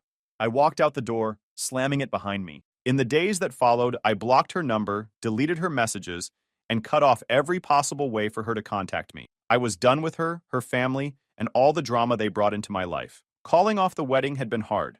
But this was the final nail in the coffin. And as tiring as it was, it also felt like closure. I'd stood up for myself, for my mom, and for the values she'd instilled in me. I knew I'd made the right choice. And for the first time in a long time, I felt at peace. Story 3. This story is titled, My Wife Changed the Locks While I Was Away. She said I found someone better. 4 days later, she was begging me to talk. Hey everyone, before we jump into today's video, I need your help. We've noticed the channel is losing some traction, and subscribing is one of the best ways you can support us. It's quick, free, and it helps us keep bringing you awesome content. Your support means the world. Let's keep this channel growing together. Thanks so much. Now let's start the video. All right, boys, buckle up because this is going to be a wild one. So I, 34 male, was married to Vi, 32 female, for 8 years. Met back in college when we were both broke AF. She was this quiet accounting major, cute but not drop-dead gorgeous or anything. Just this girl with big plans and an even bigger attitude when no one was looking. I was a business major with some decent family connections and enough money to not eat ramen every night. We got married right after graduation. Nothing fancy, just courthouse and dinner after. My parents paid, because her family was basically broke. Should have seen that as red flag number 1, I guess. She was always obsessed with money and status, even back then. Anyways, fast forward to 2 months ago. I've been killing it at my company. Got the corner office, company card, nice bonus structure, the whole deal. Vi was doing pretty good too, working for this finance firm downtown. Funny how she kept getting promotions every 8 to 10 months when everyone else took years to move up. Almost like someone was pulling strings behind the scenes. It was Mila Mao. Our marriage was okay, I guess. Not great, not terrible. We did the whole dinner with friends thing, posted the vacation pics, all that Instagram perfect bullshit. But something always felt off, like she was just going through the motions. Like she was just waiting for something better to come along. Then I land this huge project in Portland, 2 weeks away from home, potential for major dollars if I pull it off.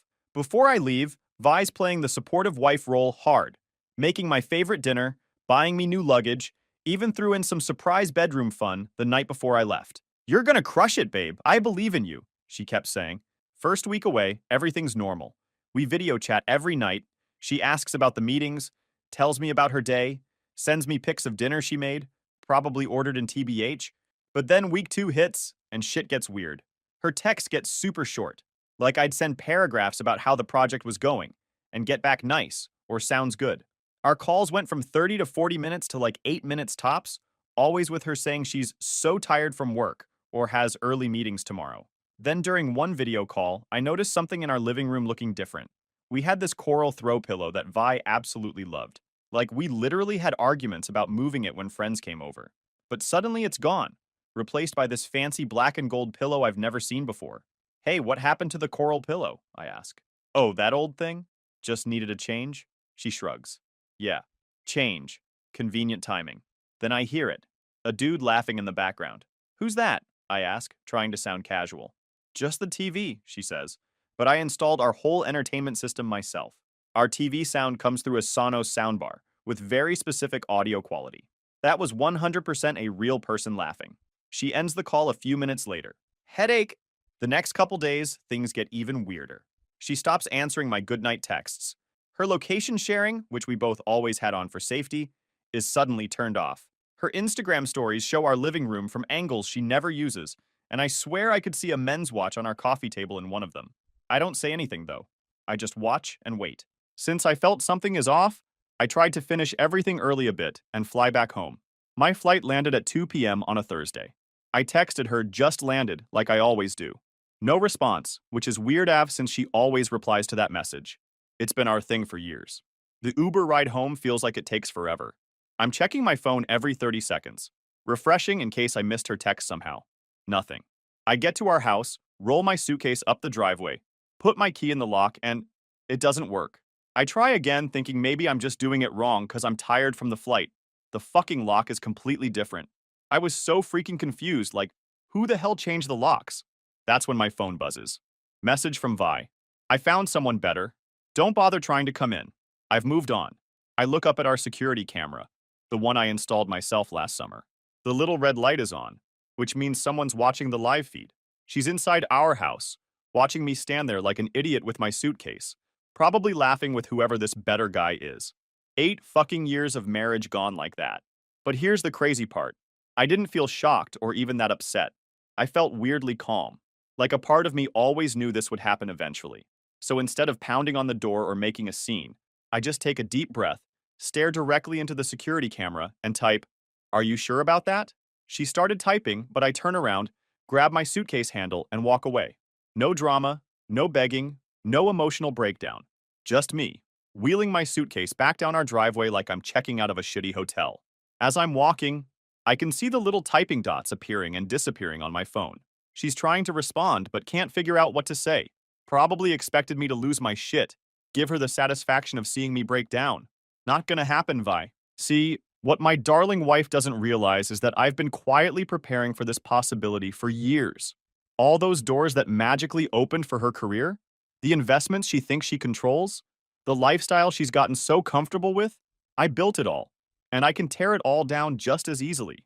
So after walking away from my own house like some kind of badass, lol, not really, I was honestly just too shocked to react. I checked into this Holiday Inn about 10 minutes away. Nothing fancy, but I needed somewhere to crash and figure out my next move. First thing I dis is call my boy Mac. We've been tight since sophomore year of college. He was my roommate after my first one dropped out. Mac's always been that friend who knows everybody's business and isn't afraid to tell you the brutal truth. "Dude, where the hell are you?" he asked when he picks up. "Your location shows you at some hotel." I give him the short version of what just happened. He went quiet for a minute, then goes, "Give me an hour. I'll call you back." While waiting for Mac to work his magic, I decide to do some investigating of my own. Vi's never been the tech-savvy one in our relationship. I literally had to set up her work email signature for her last year LMAO. So I tried logging into our shared cloud storage account. And boom, still using the same password I set up 3 years ago. Fucking amateur hour. I started scrolling through recently added photos and there they are. Dozens of pics of Vi with some dude I've never seen before. In our house. On our couch. My couch that I paid for with my bonus last year. Some of these pics are from weeks ago, including nights when I was on business trips or working late. There's even a couple from when I was literally on video calls with her. Like I can see the laptop open in the background while she's cuddled up with this guy.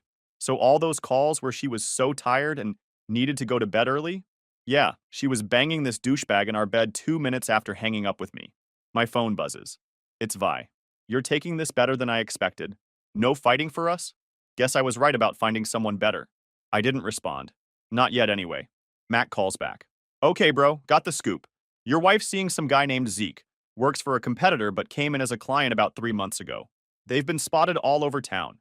That new wine bar on 7th. The steakhouse downtown. Even that Italian place where you guys had your anniversary dinner last year. Classy," I mutter. "Gets better," Mac continues. "This Zeke dude has a reputation. My buddy Dom works in the same industry. Says this guy has a pattern. He targets married women who are moving up in their careers, uses them for industry connections and insider info, then ghosts once he gets what he wants. Done it at least 3 times before. So he's using her," I say, feeling weirdly satisfied. 100%. But she doesn't know that yet. Dom says he plays the perfect boyfriend. Expensive gifts, fancy restaurants, the whole deal. Meanwhile, he's gathering intel to take back to his actual employer. This gave me an idea. I thank Mac and hang up, then scroll through my contacts until I find the name I'm looking for. Jen.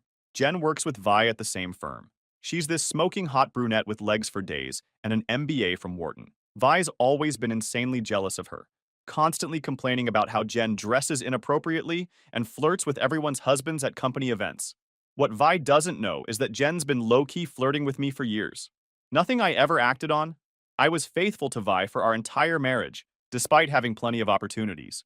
But Jen and I always had this chemistry. She'd find reasons to talk to me at company parties, laugh at all my jokes, touch my arm when we talked. Vi noticed and hated it. I hit call. "Jack? Is everything okay?" Jen answers, sounding surprised. "Hey Jen," I say, trying to sound casual. "Remember that drink you've been suggesting for the past year? I'm very available tonight." There's a pause, then Jen laughs. "Well, this is unexpected. Vi finally loosen your leash?" "Vi's out of the picture," I say, permanently. Another pause. "That bar on 9th?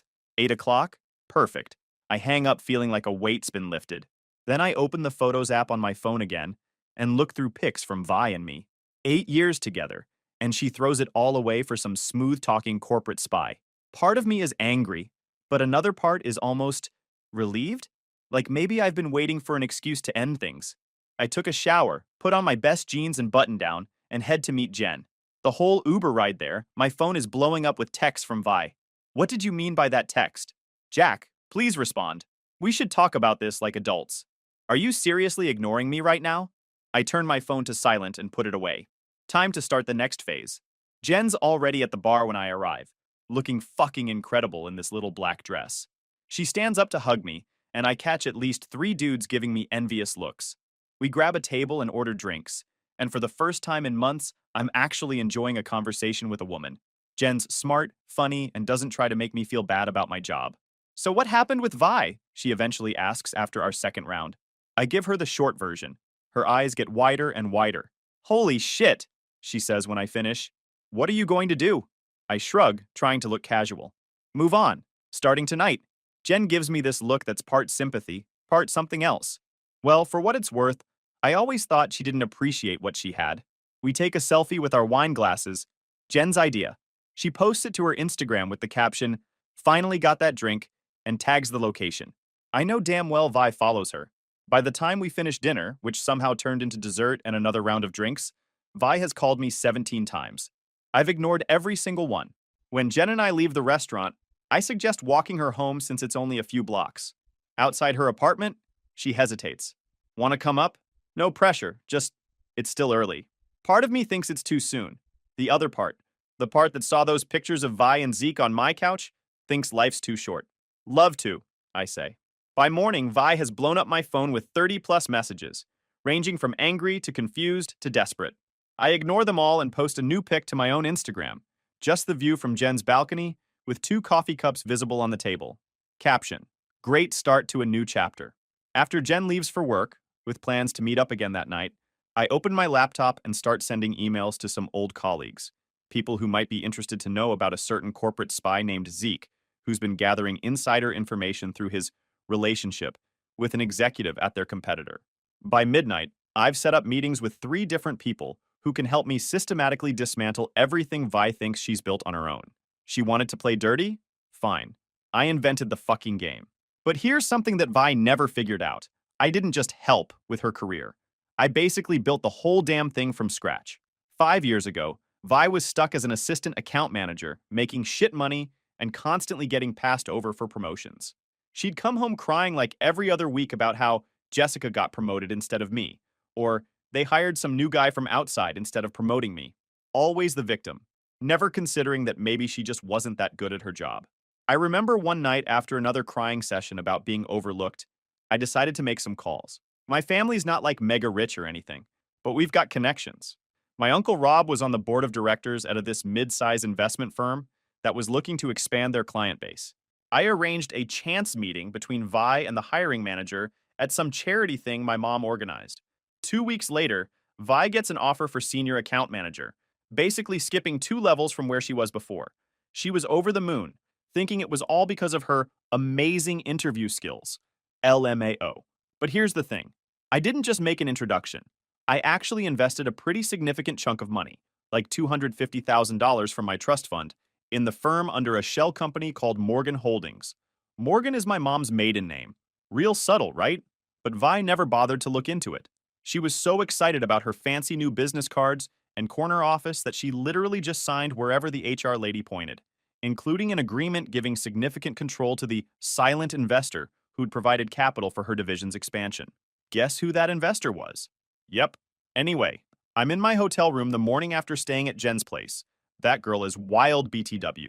The things she can do with her tongue should be illegal in at least 12 states. And I'm putting together my game plan. First move, figure out exactly what Vi's been up to with company finances. Remember how I said I helped set up her accounts? Well, I also made sure I remained listed as an advisory consultant on most of them. Basically gave me backdoor access to see what she was spending. Not that I ever used it. I trusted her. Until now. I log in and holy shit, the spending in the last month is insane. A $12,000 designer couch, an $8,000 watch, a weekend trip to Napa Valley for client relations that cost over $5,000. All on the company card, all poorly disguised as business expenses. Then I got a call from Sal, Vi's sister. We've always gotten along pretty well. She's the normal one in Vi's family. Jack, you busy? We need to talk. What's up? I ask, still scrolling through Vi's expense reports. I can't keep quiet anymore. Zeke, the guy Vi's seeing, he's bad news. Like, really bad. He's done this before. Multiple times. Done what exactly? Sal sighs.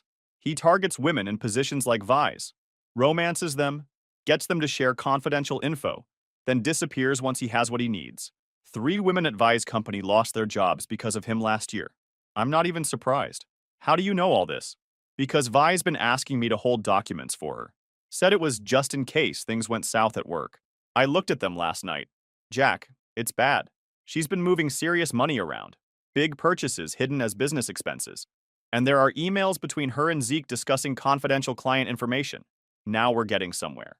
Can you send me copies? Already did. Check your email. Sure enough, there they are. Dozens of documents showing Vi's been embezzling company funds and leaking confidential information to Zeke. Information about upcoming mergers, client portfolios, investment strategies. Shit that could literally tank the company if it got into the wrong hands. And the best part? All on her work email that I helped set up. The one with the recovery phone number? That goes to my phone. Because Vi was too busy to deal with IT security when she started. It was time to make some moves. First, I call my lawyer Dave. We play golf together sometimes and he helped with my parents' estate planning. I give him the rundown and email over the most important documents. Jesus Christ, Jack. This is serious stuff. Embezzlement. Corporate espionage. She could face actual jail time for this. I'm not looking to put her in jail, I explained. I just want to make sure she doesn't walk away with everything we've built. Everything I've built. Dave is quiet for a minute. Okay, here's what we do. Next, I text Vi. Just had an interesting chat about those expense reports, particularly the ones from last month. The couch looks great in our living room, by the way. Italian, right? The company might want to know where the money came from, though. Her response is immediate. What are you talking about? Oh, and Zeke's history with the company makes for fascinating reading. 3 settlements in 2 years. Impressive resume. The typing indicator appears and disappears several times. Then, Jack, we need to talk. After my meeting with the ethics committee tomorrow. Her panic is palpable. What meeting? Jack, please. I don't respond. Instead, I post another picture with Jen. This time from breakfast at this fancy place downtown. Jen looked amazing in morning light, all tousled hair and bright eyes. The post gets like 50 likes in 10 minutes, including from several of our mutual friends. Vi's sister Sal calls again. She's freaking out, called me screaming about some ethics meeting and asking if I took her documents. I played dumb, but Jack, I'm worried about what she might do. Just stay clear of her today, I advise. Things are about to get complicated. I spent the rest of the day making calls and setting shit up for tomorrow. Got meetings with the head honcho at Vi's company, their security guy, and the money lady who's been giving Vi side-eye about her spending for months but couldn't nail her down. Time to drop the hammer. By evening, everything's in place. I met Jen for dinner at this little Thai place where nobody from Vi's work would go. She's wearing this tight green dress that makes me forget about revenge for about 2 hours. So what's the plan for tomorrow? Jen asks over dessert. Full nuclear option? I shake my head. Controlled demolition. I don't want to destroy the company. Just extract Vi from it with minimal damage to everyone else. She raised an eyebrow. That's surprisingly merciful of you. I shrug. The company didn't do anything wrong, and there are people there who depend on their jobs. Including me, Jen points out. Especially you, I agree, and she gives me that look again. The one that's been making me forget my own name since last night. My phone buzzed with a notification. It's our home security system. Motion detected in the home office. I open the app to see Vi frantically going through filing cabinets, pulling out folders, and throwing papers everywhere. She's looking for evidence, for the paperwork that would show how deep my involvement with her career goes. What she doesn't know is that all the important stuff is in a safe deposit box across town. The safe behind our honeymoon photo that she's currently trying to pry open contains nothing but a single note I left there months ago. You should have read the fine print. I show Jen the security feed, and she nearly spits out her wine laughing. Oh my God, she looks insane. Vi called 7 more times that night. I let them all go to voicemail. The last one, she's actually crying. Jack, please. Whatever you think you know, it's not what it looks like. Zeke isn't who you think he is. He's been helping me with my career. Please, just call me back before you do something we'll both regret. Too late for that, Vi. About 8 years too late. I fell asleep in Jen's bed with a strange sense of peace. I knew that the next day Vi's going to learn exactly who she's been married to all these years. And it's not the pushover she thinks I am. The last thing I did before falling asleep is send one final text to Vi. Check your email at 8 a.m. tomorrow. Pay special attention to the attachment from March 15th. March 15th.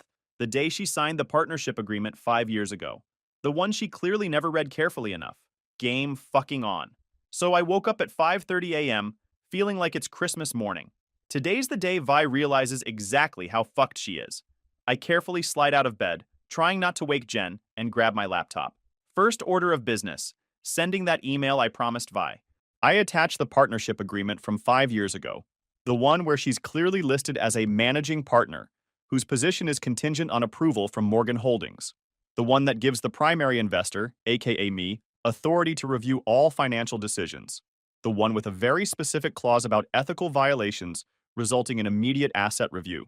I also attach screenshots of her expense reports for the last 3 months, with all the personal purchases highlighted in bright yellow.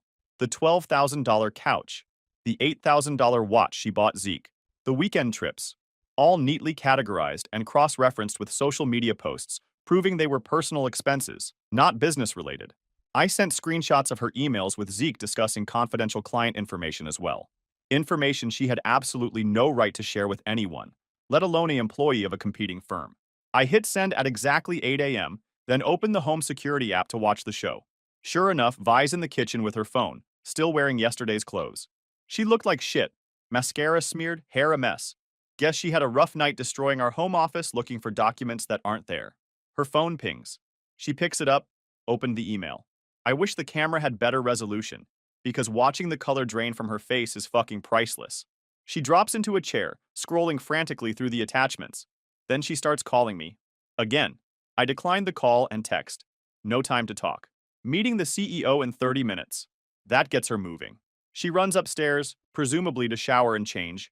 Meanwhile, I'm getting dressed myself, putting on my best suit, the one Vi always said made me look intimidatingly successful. I grabbed an Uber to Vi's company headquarters, this fancy glass building downtown that practically screams, "We manage rich people's money here."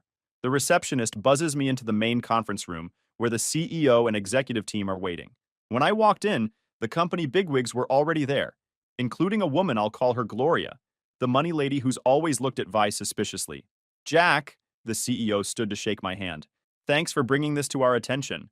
The door bursts open and Vi rushes in, looking like she got dressed in a tornado. Hair still wet, blouse buttoned wrong, total mess. "Jack, what are you doing here?" Her voice cracks when she sees me. I smile pleasantly. "Just showing your bosses how you've been stealing company money and leaking secrets." "That's bullshit," Vi sputters. Then suddenly her eyes narrow. "Wait, I saw you with Jen last night. You posted it on Instagram. Is that what this is about?" I ignore her accusation and slide the folder toward the CEO. Bank statements, expense reports, and emails showing everything. "This is revenge because I cheated," Vi yells, getting louder. "You're fucking my coworker and now you're trying to destroy me?" The CEO clears his throat. "Vivian, your personal drama isn't our concern. The $12,000 couch and leaked documents, however, are... This is all because of Jen!" Vi screams, completely losing it. "She's wanted him for years. They planned this together. Zeke Marshall was caught trying to access our servers this morning." Gloria cuts in coldly. "Security removed him from the building." Vi collapses into a chair, the fight draining out of her. That's not possible." "But how did you access everything?" she finally asks, looking defeated. "Morgan Holdings," I reply calmly. "That's me. I'm your silent investor." The color drains from her face as everything clicks. You set me up." "No, Vi, you set yourself up. I just built in a failsafe." As security escorts her out, she turns back with tears streaming down her face. "Was it worth it? Destroying me just to be with her? How long have you two been planning this?" "This has nothing to do with Jen," I reply. "This is about your choices.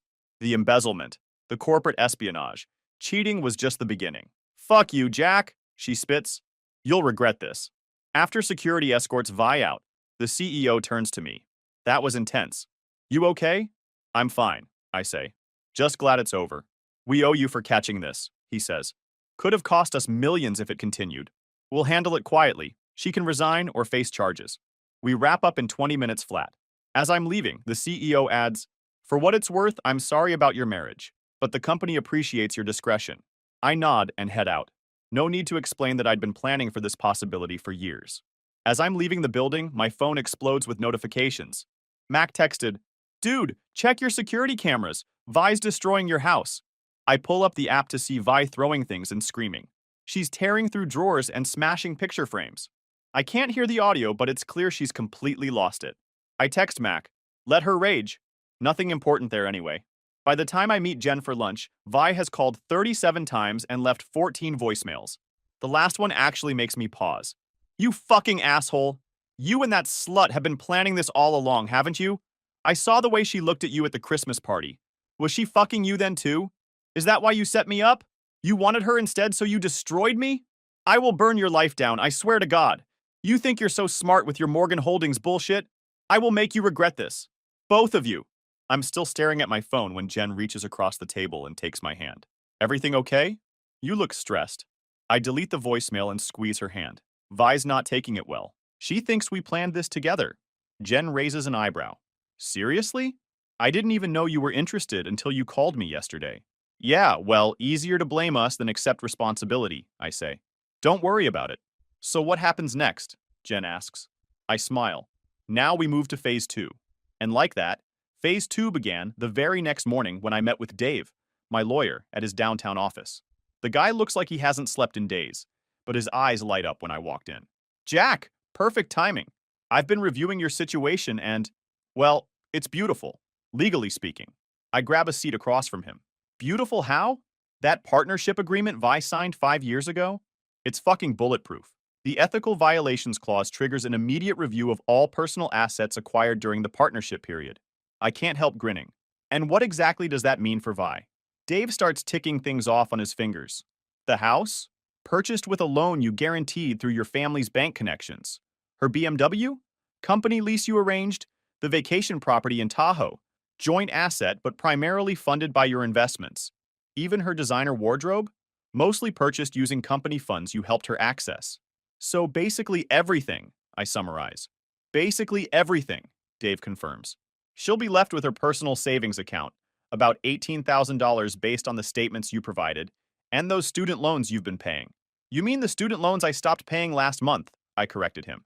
Dave's eyebrows shoot up. Damn, you really thought of everything. I learned from the best, I say, nodding at him. We spend the next hour mapping out the strategy. By noon, papers are filed, accounts are frozen, and the wheels of justice start turning, slowly but definitely in my direction. I head back to the hotel to find Jen waiting in the lobby, looking stunning as always. How'd it go with the lawyer? She asks as we walk to a nearby cafe for lunch. Let's just say Vi's about to learn what financial ruin really means. Jen winces. You sound brutal. Deserved, but brutal. I shrug. She didn't just cheat on me. She tried to completely fuck over my career too. If I hadn't fed her fake information about those projects, I could have been implicated in insider trading. I could have faced actual jail time. When you put it that way, Jen nods slowly. Still, people at work already think I'm the reason your marriage ended. Let them think whatever they want, I reply, reaching for her hand across the table. We know the truth, which is that Vi demolished our marriage all by herself, and you're just the smart, gorgeous woman who happened to be in the right place at the right time. Jen smiles at that. Smooth talker. No wonder Vi's telling everyone you manipulated her. My phone buzzes. It's Sal. Vi showed up at my apartment at 3 a.m. completely hysterical, screaming about how I betrayed her by giving you those documents. I arranged to meet her at the hotel lobby after lunch. When she arrived, Sal looked exhausted, with dark circles under her eyes. You okay? I ask, genuinely concerned. Sal's always been the normal one in Vi's family. I'm fine. I told her she betrayed herself by cheating on you and committing actual crimes. Sal rubs her temples. She's staying with our parents now. They think you're the devil, by the way. She convinced them you set her up from the beginning. I shrug. Not from the beginning, just from the moment I realized she was the kind of person who might need setting up. Sal actually laughs at that. You know what the craziest part is? Zeke dumped her the second things went south, called her damaged goods and blocked her number. After everything she risked for him. Not surprised, I say. He got what he wanted, or thought he did. About that fancy couch, that $12,000 Italian monstrosity Vi bought to impress Zeke, turns out she didn't just use regular company funds. She used money from a special account specifically set up for the upcoming merger, the same merger Zeke was gathering intel on for that company. So not only did she embezzle, she literally stole from the exact project her boyfriend was trying to sabotage. You can't make this shit up. I knew Vi would do something like this. 5 years of marriage taught me that she couldn't resist flaunting wealth, fancy cars, designer bags, Instagram-perfect vacations. So, 3 months before my Portland trip, I started laying a trap. Every conversation about work, every deal I mentioned over dinner, was carefully planted misinformation. The real projects were locked behind NDAs she never knew existed. So, when she fed Zeke what she thought was insider info, Vi's company ended up chasing ghosts, wasting millions on deals that never existed. Everything unraveled fast. Within 2 weeks, Zeke got fired. Turns out, once you're exposed as a corporate spy, no one wants you. Vi, realizing her life was crumbling, bombarded me with desperate messages, blaming me for ruining her. I had Dave send a cease and desist, and that was that. She even tried fighting the prenup, but the judge dismissed it outright, citing her crimes. The truth is, she made her choices. And in the end, the better choice was always mine. Speaking of better choices, karma delivered one right to my door. A courier showed up with a padded envelope a few weeks later. Inside, a house key and a note in Vi's handwriting. I understand now. You didn't just help build my career. You designed it with a self-destruct sequence. No apology, just recognition. Whatever. The divorce is final. Mac drops by my new downtown loft for coffee. Divorce looks good on you, he jokes. Revenge looks better, I reply. Was all this worth it, though? He asks. The years of planning, setting up those fail-safes? It wasn't about revenge, it was protection. Like insurance you hope never to use. Still, did you have to take everything? Sal says she's working at Target now. I shrug. She made her choices. Everything after was just consequences. What happened to that Zeke guy? Unemployable in finance. Moved to Florida. Florida man strikes again, Mac laughs. And you and Jen? Right on cue, Jen walks in with takeout. Things between us are good. Taking it slow, but she practically lives here now. No games, no manipulation, just something real. Later, I show Jen Vi's note. Are you going to respond? She asks. Nothing to say. It's over. And it is. My career's exploded upward, leading the expansion division after our merger tripled the stock price. My options are now worth 7 figures. Vi could have shared in all this. Instead, she's in her childhood bedroom working retail. Last piece of irony? That $12,000 couch Vi bought with company money now sits in my corner office. A trophy symbolizing her downfall. Sal texted yesterday. Vi saw your promotion announcement. Cried for hours. This morning, from an unknown number. You planned this all along, didn't you? I didn't respond. Some questions answer themselves. Would I have triggered those fail-safes if she hadn't cheated? Number I built them for protection, not destruction. But once she crossed that line and put my career at risk, all bets were off. You know what the best revenge is? Jen asked last night. What's that? Living well, she murmured. And you're crushing it. She's right. The best revenge isn't destroying someone's world. It's letting them destroy it themselves while thinking they're winning, then building something better from the ruins. Vi thought she found someone better. Turns out I did. Sometimes the best things in life aren't free. They're just paid for by someone else's mistakes. Story 4. This story is titled, My Ex Left Me and Our Kids with a Note saying, I'll be back in a few years. Returns 6 years later to find I have divorced her. Hey everyone! Before we jump into today's video, I need your help. We've noticed the channel is losing some traction, and subscribing is one of the best ways you can support us. It's quick, free, and it helps us keep bringing you awesome content. Your support means the world. Let's keep this channel growing together. Thanks so much. Now let's start the video. Alright, here's my story. I've been sitting on this for a while, but maybe putting it out there will help me make sense of it. My name's Jake, male, and my ex-wife, Lisa, female, and I have known each other for 11 years. We met in high school. She was my first everything. We got married after graduation, thinking we'd figure out life together. Turns out, Lisa had a very different idea of what figuring it out meant. At first, it was great. We had 2 amazing kids, a boy and a girl, and I thought we were solid. Sure, Lisa always had a taste for the finer things, but I chalked it up to her wanting the best for our family. That's what you do, right? You justify it because you love them. But somewhere along the way, it stopped being about us and started being about her.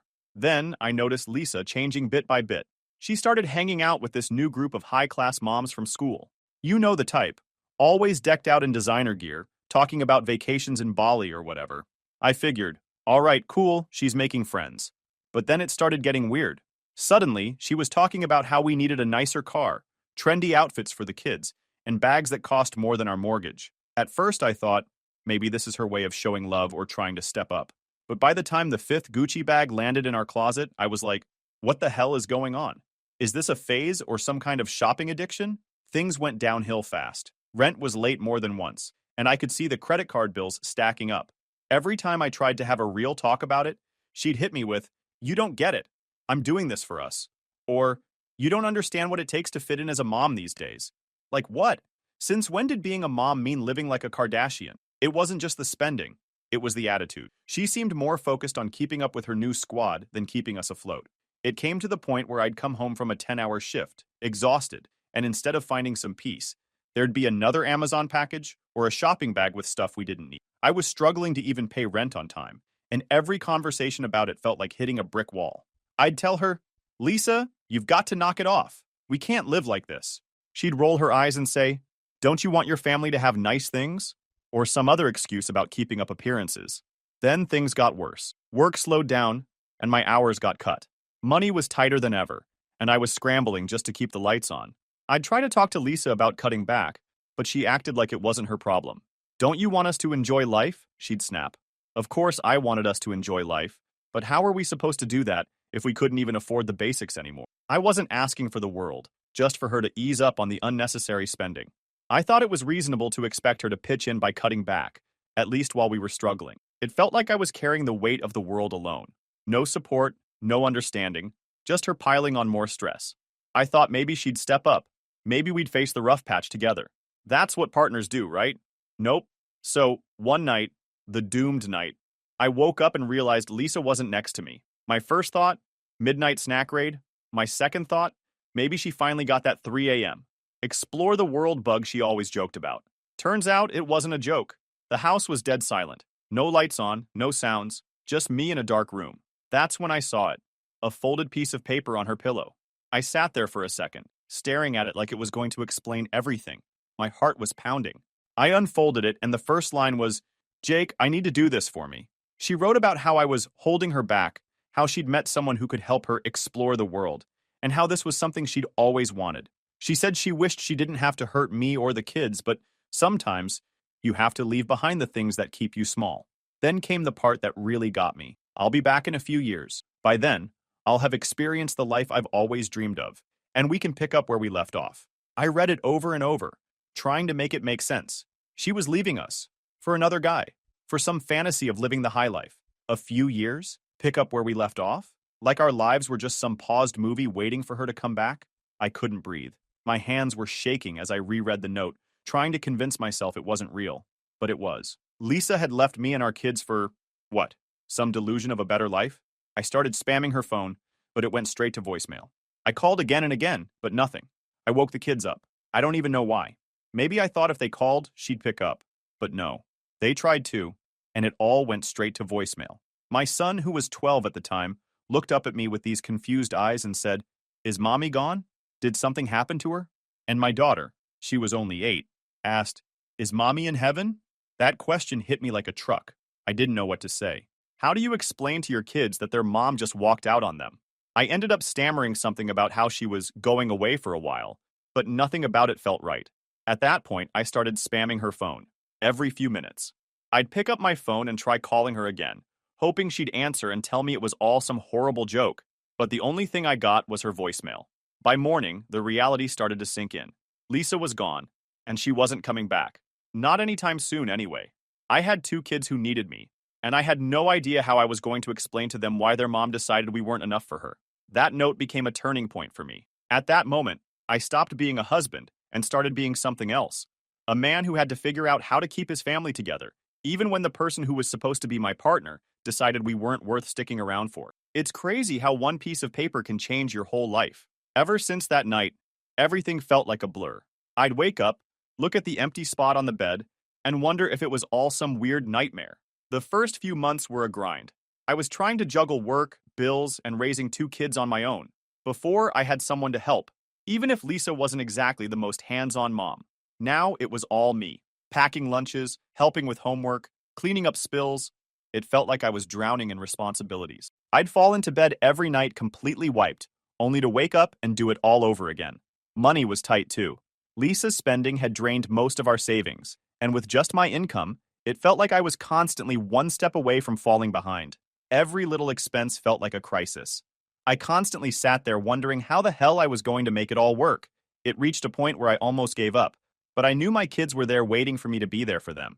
So I decided to get my shit together. So I stopped feeling sorry for myself and started making moves. I cut out anything unnecessary. If it wasn't keeping the lights on or food on the table, it was gone. I also started hustling. I picked up every overtime shift I could get and even started freelancing on the side. Nights when I'd normally crash, I was up late working. It wasn't easy. There were times I thought I was going to drop from exhaustion, but little by little, I started to see the results. I sold off anything we didn't need or use. That fancy coffee maker Lisa had to have? Gone. The treadmill collecting dust in the corner? Sold it. It felt good, honestly, like I was taking control again. At home, I made sure the kids were taken care of.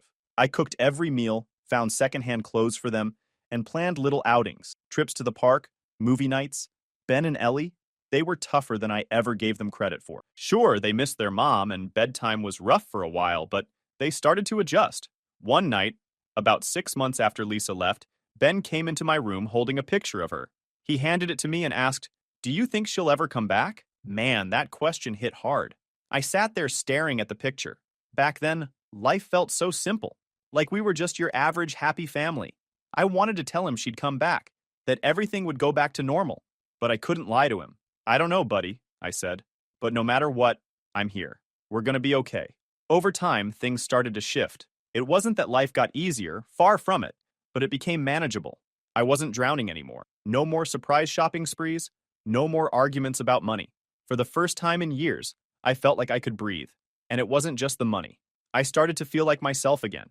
I took pride in how far we'd come, how much I'd been able to rebuild after everything fell apart. I wasn't just getting by, I was standing up, stronger than before. And while I'd never planned to do this alone, I was proving to myself that I could. By the time a year had passed, I realized something. I didn't miss her. I missed the idea of her, sure, but the person who left that note, I didn't recognize her anymore. That's when I knew I couldn't keep dragging this around with me. When Lisa left, I thought, well, there's no handbook for this. Turns out the handbook is called a lawyer. I explained the situation and filed for divorce. That felt weirdly liberating, like unsubscribing from a newsletter you didn't even sign up for. Since Lisa was nowhere to be found, the process was quick and easy. It wasn't like I wanted things to reach that far, but it was the right thing to do. I sold the house, a place that had started to feel like a museum of bad memories, and moved us to a smaller place in a quieter town. Lisa had hated the idea of moving somewhere less flashy, but I didn't care anymore. I was done living for her. Our new home wasn't much, just a little 2-bedroom house on the edge of town, but it felt like a fresh start, and the kids adjusted faster than I expected. By the time 3 years had passed, Lisa was like a distant memory, at least for me. For Ben and Ellie, it took a little longer. There were still moments when I'd have them asking small questions about her, but they stopped expecting answers. It was like they understood in their own way that she wasn't coming back. Life had settled into something that felt normal, even if it wasn't the life I'd imagined. I had my routines down, and I started noticing something strange around that time. Freedom. Not the kind where you're running off to do whatever you want, but the quiet kind. Without Lisa constantly draining my bank account or filling the house with her demands, I had room to breathe. I wasn't living paycheck to paycheck anymore, and I could actually save a little. Without Lisa's constant chaos, I started realizing how much lighter life could be. I wasn't tiptoeing around her moods, dodging her spending sprees, or trying to keep up with her never-ending quest for more. Ben and Ellie seemed to notice it too. They started smiling more, laughing more. Watching them thrive reminded me that Lisa leaving wasn't the tragedy I'd once thought it was. It was the reset we didn't know we needed. In fact, I also changed. I wasn't the same guy I'd been when Lisa left.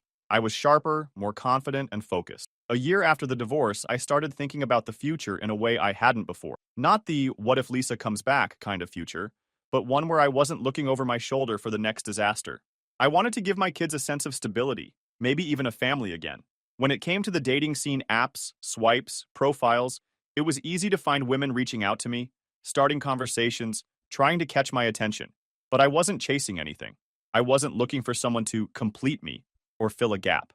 I wanted a partner who could keep up with me, someone who matched my energy and understood my priorities. But I wasn't looking for a quick fix or some grand romance. I wanted someone who fit into the life I'd built, someone who understood where I was coming from and wasn't trying to change me. Eventually, I reconnected with the woman from the bookstore. Her name was Emily, and she was everything Lisa wasn't. Grounded, kind, and completely uninterested in flashy things. She didn't care about appearances or keeping up with anyone. She cared about books, her dog, and being herself. We started out as friends, talking about everything from parenting to our favorite books.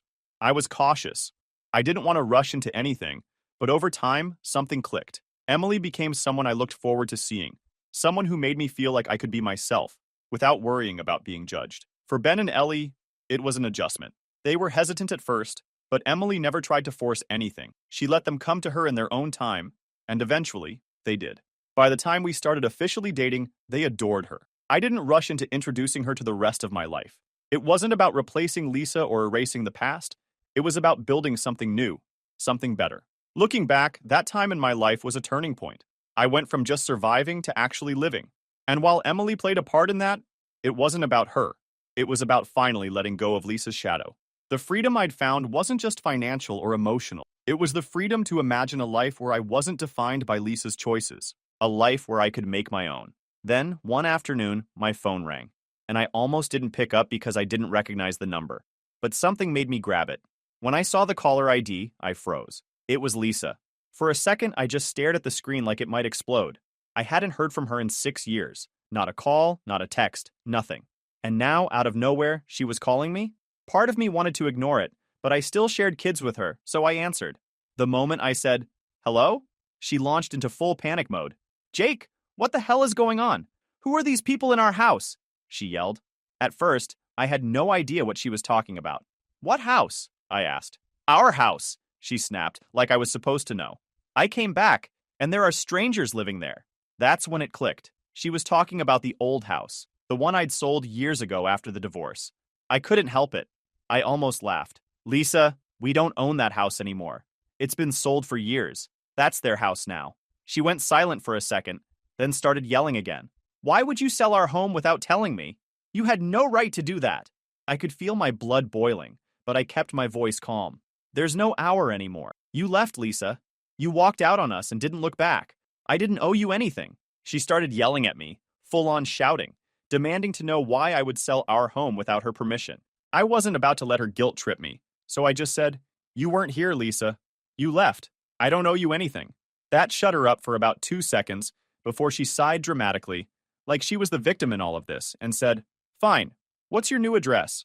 I need to come home and give my husband and kids a big kiss." I actually laughed at that, not even trying to hide it. "Lisa," I said, "we're not yours anymore. I'm remarried. My wife and I, along with the kids, have moved on. You don't have a home here." She went dead silent for a moment, and I could almost hear the gears in her head turning. Then, out of nowhere, she hit me with, "So you're telling me you cheated on me?" That one floored me.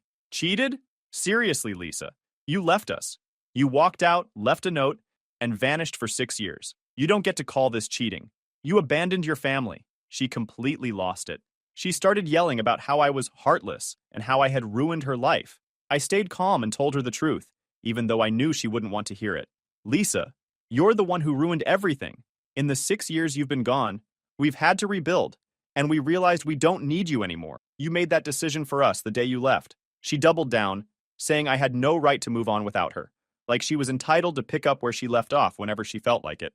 Then, and I kid you not, she said, "What's your address? I need to come and teach you a lesson." I couldn't help it.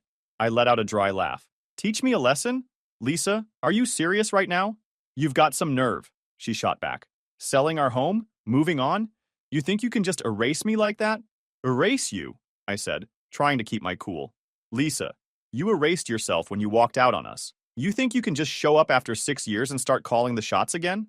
"I'm your wife," she practically shouted. "Were," I corrected. I admit I was playing on her nerves, but I enjoyed it. "You were my wife.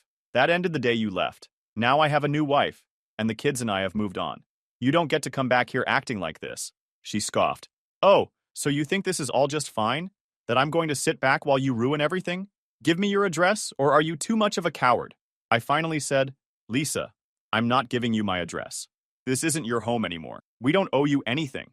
You'll regret this," she hissed. "I'll make sure of it." And then she hung up, just like that. She thought she had the last word. But honestly, I was just relieved the call was over. I just stood there for a moment, staring at the phone. Like, what was she even thinking? It's been 6 years. She walked out on us. And now, she thinks she can just come back in and act like nothing's changed? Unbelievable. I called Ben and Ellie into the living room and sat them down. I told them their mom had called and asked if they wanted to have a relationship with her. I wanted to give them the choice. It wasn't my place to make that decision for them. Their reaction was immediate. Ben shook his head and said, "No way. She left us, Dad. Why would I want to talk to her now?" Ellie just looked at me and said, "Do we have to?" I told them they didn't have to do anything they didn't want to. I could see the relief on their faces, and it hit me how much Lisa's absence had shaped them. She wasn't the mom they remembered anymore. She was just a stranger? Well, Lisa wasn't one to let things go. A few days later, I got a call from one of her relatives. Her cousin, I think. They told me Lisa was furious and planning to come back to town. I didn't know what her endgame was, but it didn't matter. She wasn't walking back into our lives like nothing had happened. The thing is, Lisa had this way of twisting reality to suit her narrative. She didn't see herself as the person who abandoned her family. In her mind, she was the victim, the one who'd been wronged. But that wasn't my problem anymore. I had a new life, one I wasn't willing to compromise for her drama. Now with Lisa in the picture again, everything turned into chaos, as if 6 years of silence wasn't enough drama. After our phone call, I thought maybe she'd realize she wasn't welcome and leave us alone.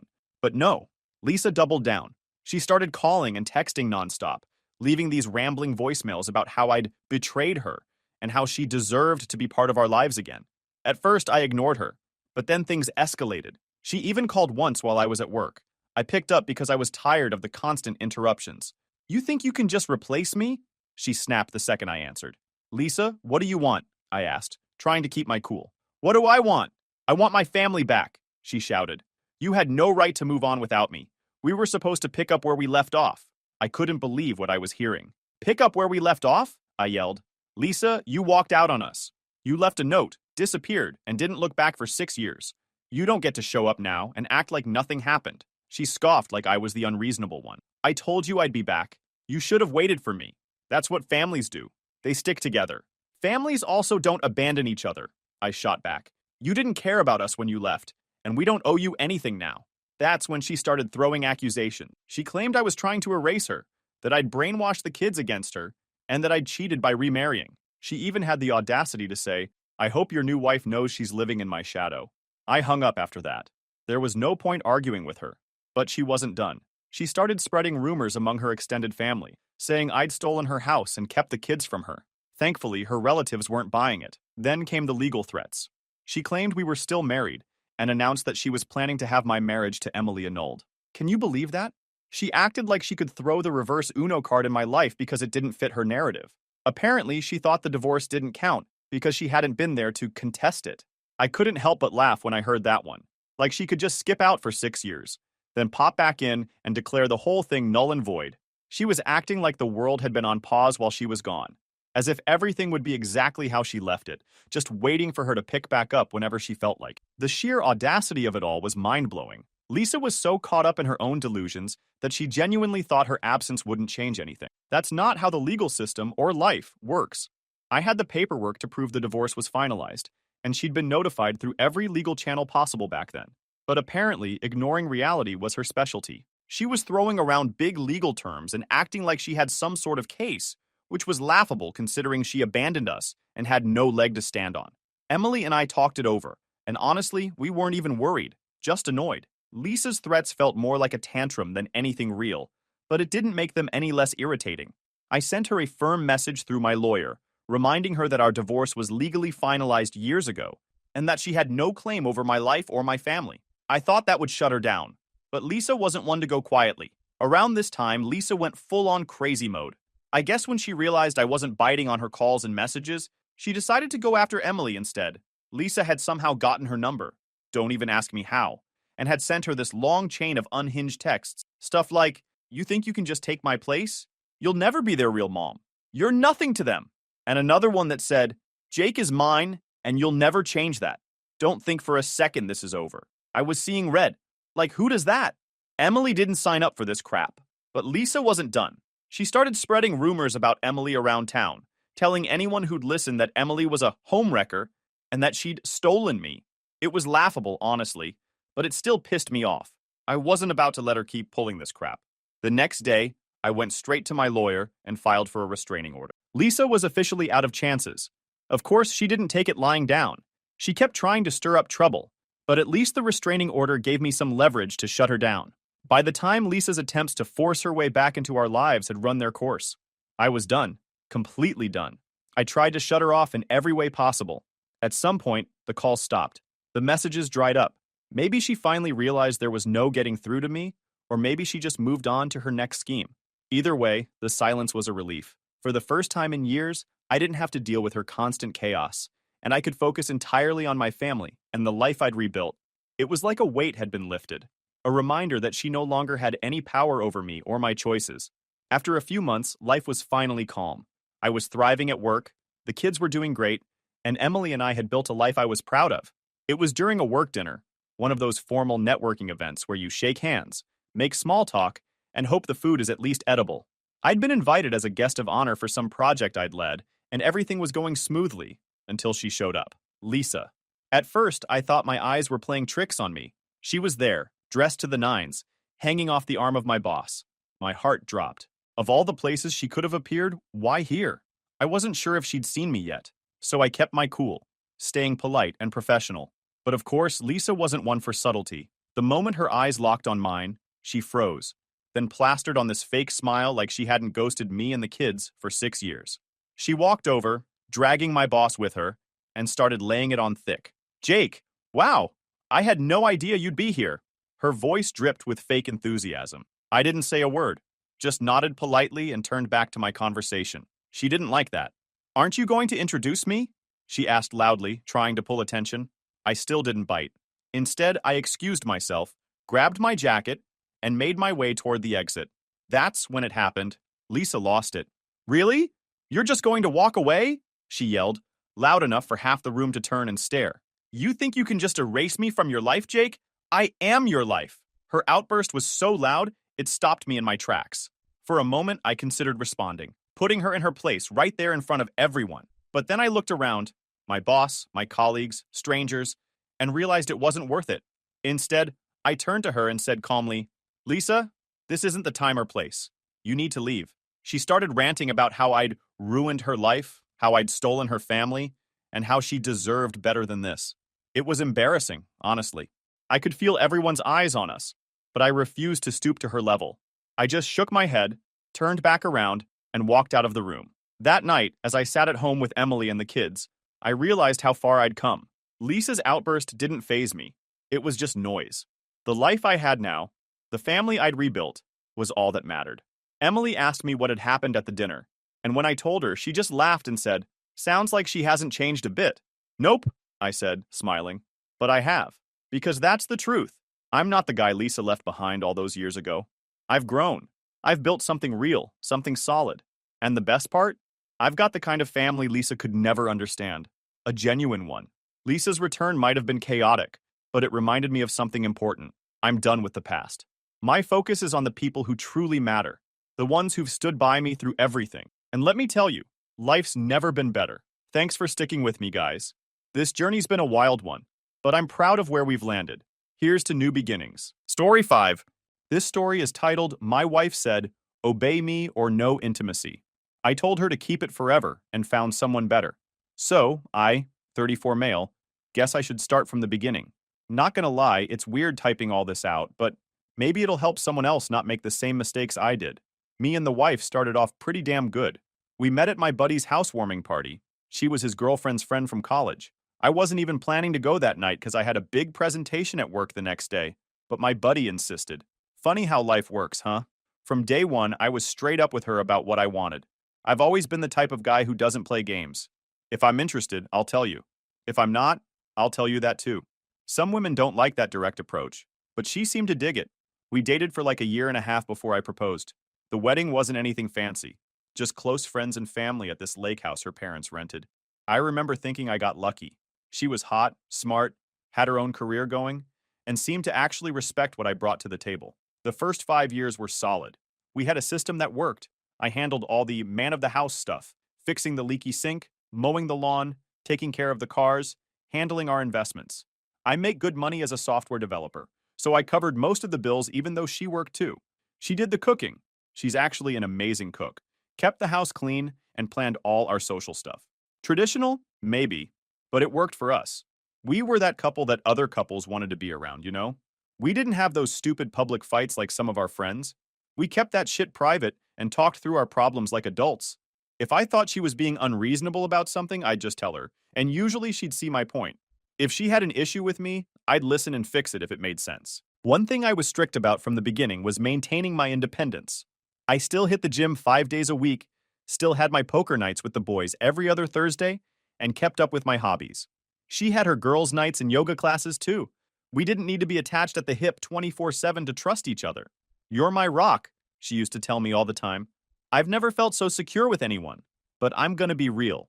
There were small moments where she shifts, like how she'd get all quiet if I made plans without checking with her first, or how she'd make these little comments if I was texting and laughing at something. Who's so interesting? With that fake casual tone. But it was so rare that I just brushed it off. I remember this one time, maybe 3 years in, when I got a text from a female coworker about a project at like 9 p.m. Nothing inappropriate, just work stuff. My wife asked who it was, and I told her honestly. She made this joke like, should I be worried? I laughed it off, but thinking back, she was testing the waters. Another time, I went on a business trip to Seattle for a conference. I was supposed to be gone for 3 days, but wrapped everything up in two, so I came home a day early to surprise her. She acted happy to see me, but there was this weird moment where she seemed almost disappointed, like she had plans for her me time that I messed up. But again, I didn't think much of it. I thought we were rock solid. I had a good career that was taking off. We had just bought our house in a nice neighborhood. We were talking about maybe having kids in a year or two. I was handling my business, keeping myself in good shape. I'm 6 feet 2 inches, was about 210 pounds and around 15% body fat then, providing well, and thought I had a supportive partner who had my back. Man, I couldn't have been more wrong. The real test came when I got a call from a recruiter about a senior developer position at this hot new tech company. The salary was nearly double what I was making. Stock options, the whole package. The kind of opportunity that could set us up for early retirement if things went well. When I told her about it, she seemed genuinely happy for me. She hugged me tight and even planned this nice dinner to celebrate. You deserve this, she said, raising her glass. All your hard work is finally paying off. So I started this new company, and it's everything the recruiter promised and more. The office is sick. Standing desks, free snacks, gym in the building, the works. My team is solid too. Bunch of smart people who actually know what they're doing. Not like my last place where I was basically carrying the whole dev department. First few weeks were a grind, but in a good way. I was coming home pumped about the projects I was working on, telling my wife about the cool shit we were building. The money was awesome too. First paycheck hit, and I took her out to this fancy steakhouse we normally only went to on anniversaries. Ordered the good wine, the whole deal. She seemed happy for me, like genuinely happy. Would ask me questions about work, seemed interested in the stuff I was doing. She even surprised me with a new laptop bag, since my old one was falling apart. I remember thinking how lucky I was to have a partner who supported my career like that. Then things started to change, slowly at first.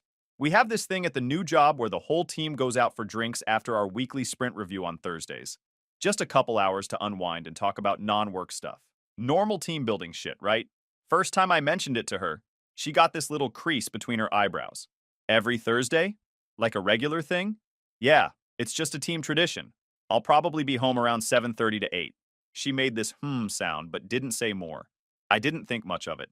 Second week, I texted her that we were wrapping up and heading to the bar. She sent back, "Who's all going?" I just replied, "The whole team," and left it at that. When I got home that night, she was waiting up for me. Not in a cute way, but in that arms crossed, sitting on the couch in the dark way. "Have fun?" she asked, but her tone was off. "Yeah, it was chill. Just a couple beers and some shop talk." "Shop talk with Rachel too?" she asked. That's when I first felt that little alarm bell go off in my head. Rachel was one of our UX designers who I'd mentioned once or twice in passing. Nothing special about her. She was just part of the team. Yeah? She's on the team. Why? Just curious about who my husband is spending his Thursday nights with now. I literally laughed it off. Like, what the hell? We'd been married 5 years, and she'd never shown any jealous tendencies before. I figured it was just an off night for her or something. But then it kept happening. I'd mention someone from work with a female name, and she'd ask more questions. What does she look like? How old is she? Is she single? I started noticing she was checking my phone when I was in the shower. My texts, my email, even my fucking work Slack. It got to where I dreaded talking about work because I knew she'd be looking for some evidence that I was up to no good. And the thing is, I wasn't. I've never cheated in my life. Not on her, not on anyone. It's a line I don't cross.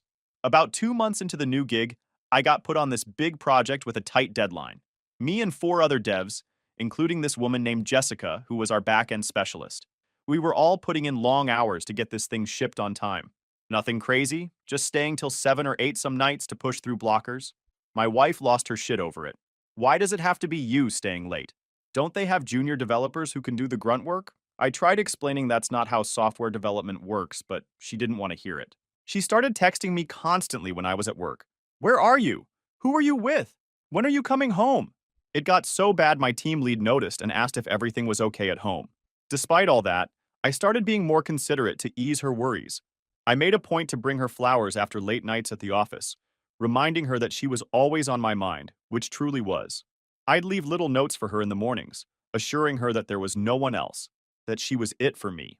I cut down on the after-work hangouts, coming straight home instead, and made a point to share details about my day, just to let her know there was nothing to hide. I wanted her to feel secure, to know she was the only one who mattered, but she didn't quite resonate with the vibe. The project lasted 3 weeks. By the end of it, she was barely speaking to me unless it was to make some snide comment about my work wife, Jessica.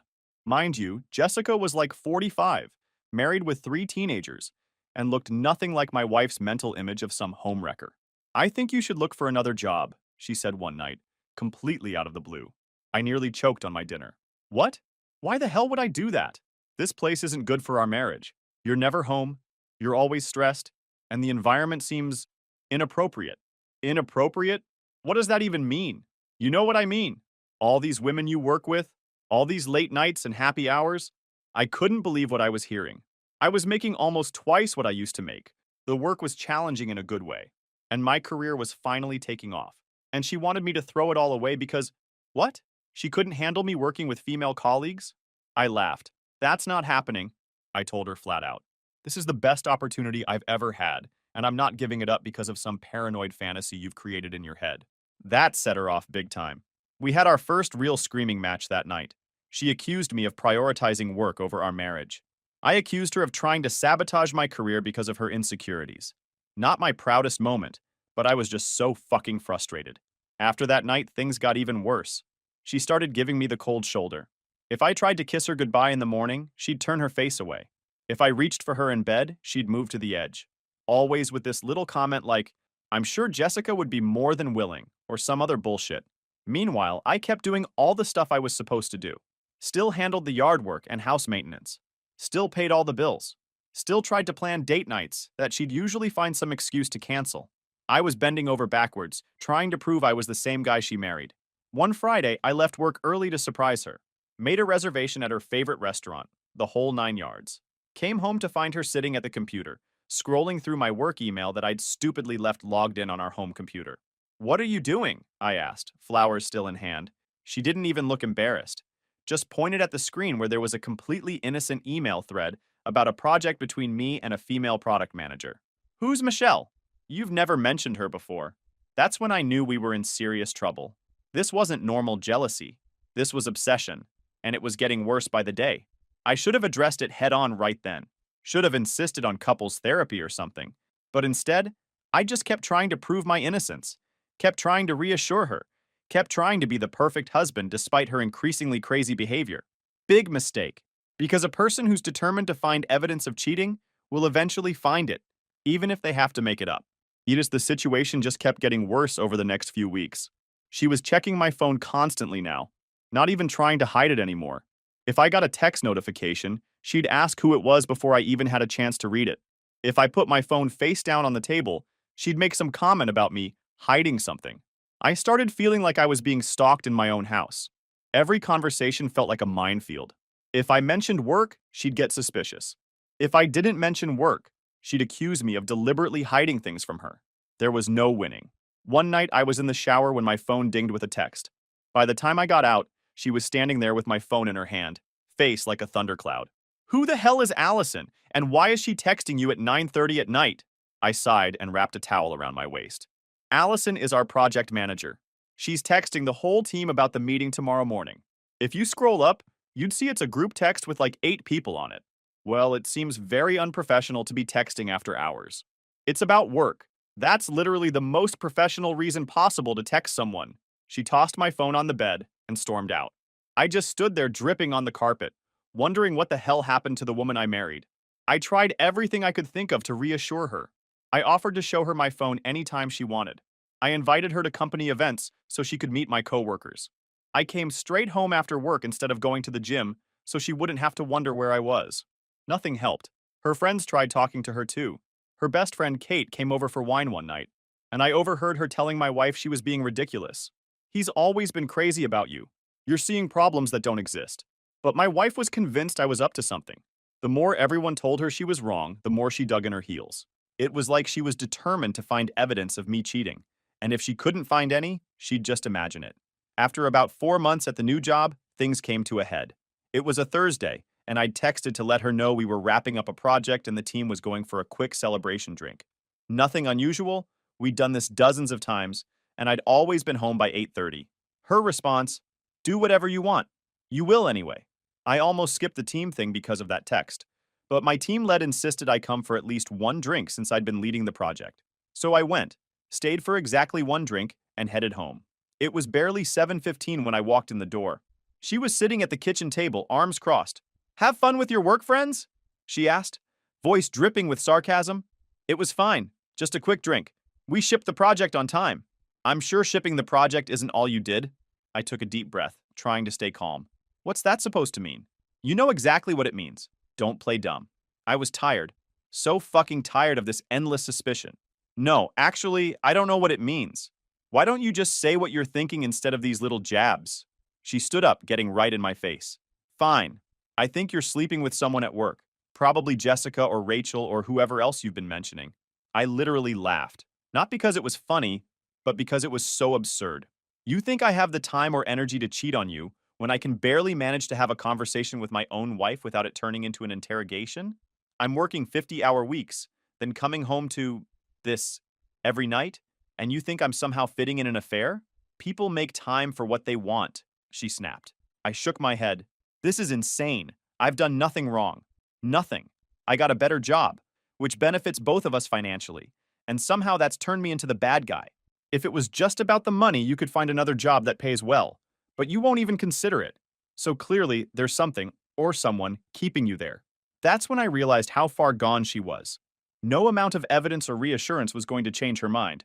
I'm not quitting my job, I said firmly. That's not happening. You need to find a way to deal with your insecurity because this isn't sustainable. Her eyes narrowed, and then she dropped the bomb.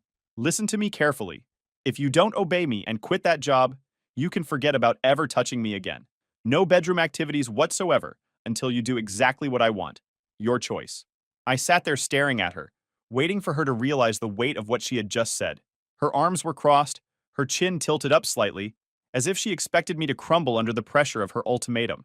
Like she genuinely believed this would work, that I would break, beg, or at the very least scramble to prove myself worthy of her affection. That was the moment everything clicked. This wasn't just a heat-of-the-moment argument. This wasn't about a disagreement that escalated too far. This was a pattern, a cycle of control disguised as normal marital conflict, and I had played into it for far too long. I laughed, genuinely amused, which caught her off guard. "What's so funny?" she snapped. I leaned back, letting out the last of my amusement before meeting her gaze. Perfect. Keep it forever. Silence. She blinked, as if waiting for me to take it back, to explain that I didn't mean it, that I was just angry. But I wasn't angry. I wasn't even hurt. I was just done. I stood up, grabbed my phone off the table, and walked out of the room. For the first time in our relationship, I didn't feel the need to explain myself. I didn't care to fight for her understanding or prove why she was wrong. Let her sit with it. Let her realize that this time, her tactics wouldn't work. I walked into the bedroom, grabbed a pillow and a blanket, and moved to the guest room without a word. She didn't follow me. She must have assumed I just needed time to cool off, that in an hour or two, I'd come back, apologize, and try to smooth things over. Maybe she thought I'd try to make a deal with her, offer some kind of compromise to earn back what she was withholding. But she had nothing I wanted. I lay down in the guest bed, staring at the ceiling, letting the realization settle in. I wasn't afraid of losing her. I was relieved. That night changed everything. Not because of what she said or did, but because of what I finally understood. I deserved better than this, and I was done trying to prove myself to someone who was determined to see the worst in me. The next morning, I woke up in the guest bed feeling different. Ice fucking cold. Like something inside me had finally snapped.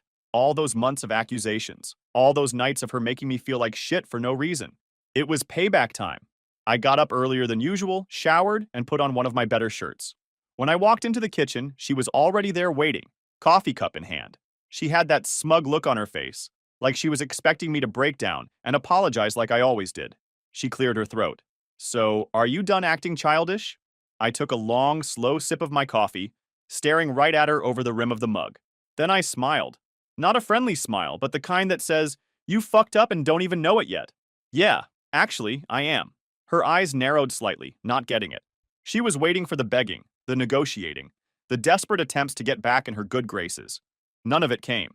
Instead, I finished my coffee, rinsed the mug, but deliberately left it in the sink instead of putting it in the dishwasher like I normally would, grabbed my stuff, and walked out without another word. As I got in my car, I actually laughed out loud. The look on her face was priceless.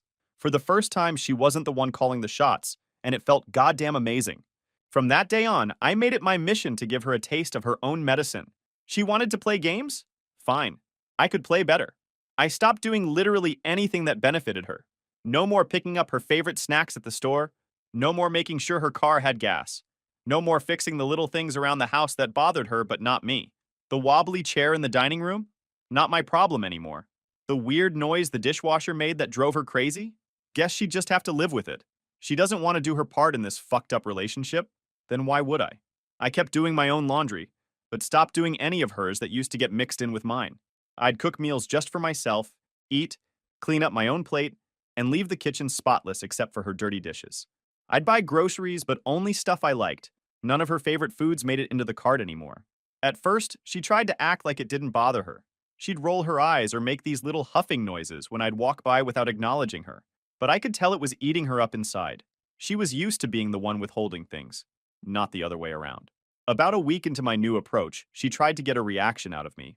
I was watching a basketball game, a team she knew I was really into, when she deliberately came and sat down near me on the couch. So this is how it's going to be now, she asked after making this dramatic sigh. What are you talking about? I asked, not even bothering to look away from the TV. You. This whole ignoring me thing. The silent treatment. I'm not ignoring you. I'm watching the game. I kept my voice emotionless. Oh, really? Because it sure feels like it? I shrugged, eyes still on the screen. I'm just done wasting energy on pointless conversations. Her jaw tightened. So because you didn't get your way, now you're throwing a tantrum. That made me laugh, which pissed her off even more. Nah, this is just me not giving a fuck anymore. She wasn't ready for that. She was used to me getting defensive, trying to explain myself, eventually giving in just to keep the peace. But now, I was giving her nothing to work with, and I was enjoying every second of it. The real satisfaction came a few days later. I'd gotten home from work, made myself an amazing steak dinner, without making anything for her, of course, and was cleaning up my own dishes. She was standing by the sink with this expectant look, clearly waiting for me to crack, to say something, to try and make peace. Normally, this would be when I'd break down, when I'd make some joke or comment to ease the tension, to try and get back to normal. Instead, I finished washing my plate, dried my hands, and walked right past her without a word or a glance. The look on her face was fucking priceless. Like she couldn't believe her most reliable weapon, making me feel bad until I caved, had suddenly stopped working. I focused on improving myself, partly for me, partly to rub it in her face. I fixed my sleep schedule, claiming the guest room as my room, buying better sheets and a memory foam pillow, and sleeping like a baby. Waking up refreshed at 5:30 a.m., knowing it annoyed her, felt great. I hit the gym hard, setting up a home gym and blasting music loud enough for her to hear. Every drop of sweat felt like shedding her control. I upgraded my look too, ditching boring clothes for ones that actually looked good. I'd dress up just to grab coffee, knowing it made her wonder where I was going. She noticed. I'd catch her staring after my workouts or asking where I was heading on weekends. I'd just say out and leave her wondering. Then I really ramped things up. I started going out. A lot. I was barely home, and when I was in my room or garage, or just generally anywhere she wasn't. Every time I walked out that door, I could feel her anxiety spike. And honestly, it felt fucking great. The more I focused on myself and my own happiness, the less I cared about hers. And that's when she really started to panic. She was losing her grip on me and had no playbook for this situation. The old tactics, guilt, accusations, withholding affection, none of it worked anymore because I genuinely didn't care. I wasn't playing her game. I was playing mine, and she wasn't invited. She tried to double down on the cold shoulder, thinking if she just held out long enough, I'd break. But days turned into weeks, and I seemed happier than ever while she was clearly miserable. Her little power play had completely backfired. Then came the shift in strategy. It all started one time when I was getting ready to head out on a Saturday night, dressed better than I used to when we went out together, smelling good, looking good, when she appeared in the doorway of my room. "Are you going out again?" she asked, and for the first time, I heard something new in her voice. Desperation.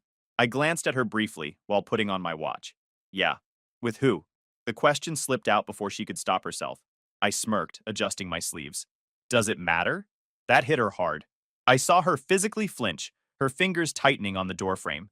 For months, I was giving her just enough rope to hang herself with her own paranoia. "I just think it's strange," she said, trying to sound casual but failing. "You never used to go out this much." I turned to face her, my expression neutral. "Yeah, I never used to do a lot of things." She stood there waiting for me to say something else, but I didn't. I grabbed my keys, walked past her, and left without another word. The look on her face was almost worth all the bullshit she'd put me through. A few days later, I came home from work to find her wearing this outfit she knew I used to like, hair done nice, makeup on. She'd cleaned the whole house, made my favorite dinner, even bought that drink I like that she always complained was too expensive. "Thought we could have a nice night in," she said, trying to sound casual but coming across as desperate. "Not hungry," I replied, grabbing a protein bar instead. I already ate with the guys after work. I hadn't, actually. But watching her stare at the meal she'd prepared while I walked away, that felt good. Petty, maybe, but that "you should obey me" wasn't just a phrase. It was a slap in the face. Like I was some kid who needed to follow orders, not a grown man who'd built his life and career from the ground up. Well, she wanted obedience and control. I wanted freedom. And that moment, that was the line being drawn. During all that mess, her best friend, Kate, had been coming over more often, supposedly to hang out with my wife. They would sit, and I was pretty damn sure my wife kept venting to her about me. But I also noticed that Kate always seemed to find a way to talk to me alone. At first, I thought she was just trying to play peacemaker, get my side of the story. But one day when I was working in the garage on my car, Kate came out with 2 coffees, handed me one, and leaned against the workbench. "She's a mess, you know," Kate said after a few minutes of small talk. I shrugged, focusing on the engine. "Not my problem anymore. She realizes she fucked up. She just doesn't know how to fix it." I looked up at that. "There's nothing to fix. She showed me exactly who she is, and I believe her." Kate was quiet for a moment, then said something I didn't expect. "I told her she was being ridiculous. From day one. I said she was going to lose you if she kept it up." "Smart woman," I replied. "You've changed," Kate said, studying me. Not in an accusatory way, just observing. "Had to." "No, I mean, you seem stronger now. More confident. It's..." She paused, taking a sip of her beer. "It's a good look on you." I caught something in her tone that made me look at her more carefully. Kate had always been attractive, objectively speaking, probably more so than my wife. They'd been friends since college, and I'd always been friendly with her, but kept a respectful distance. But now I was noticing things I'd overlooked before. The way she maintained eye contact a bit too long. How she'd find excuses to touch my arm when making a point. The fact that she was coming over more often now that things between me and my wife were clearly on the rocks. These conversations became more frequent.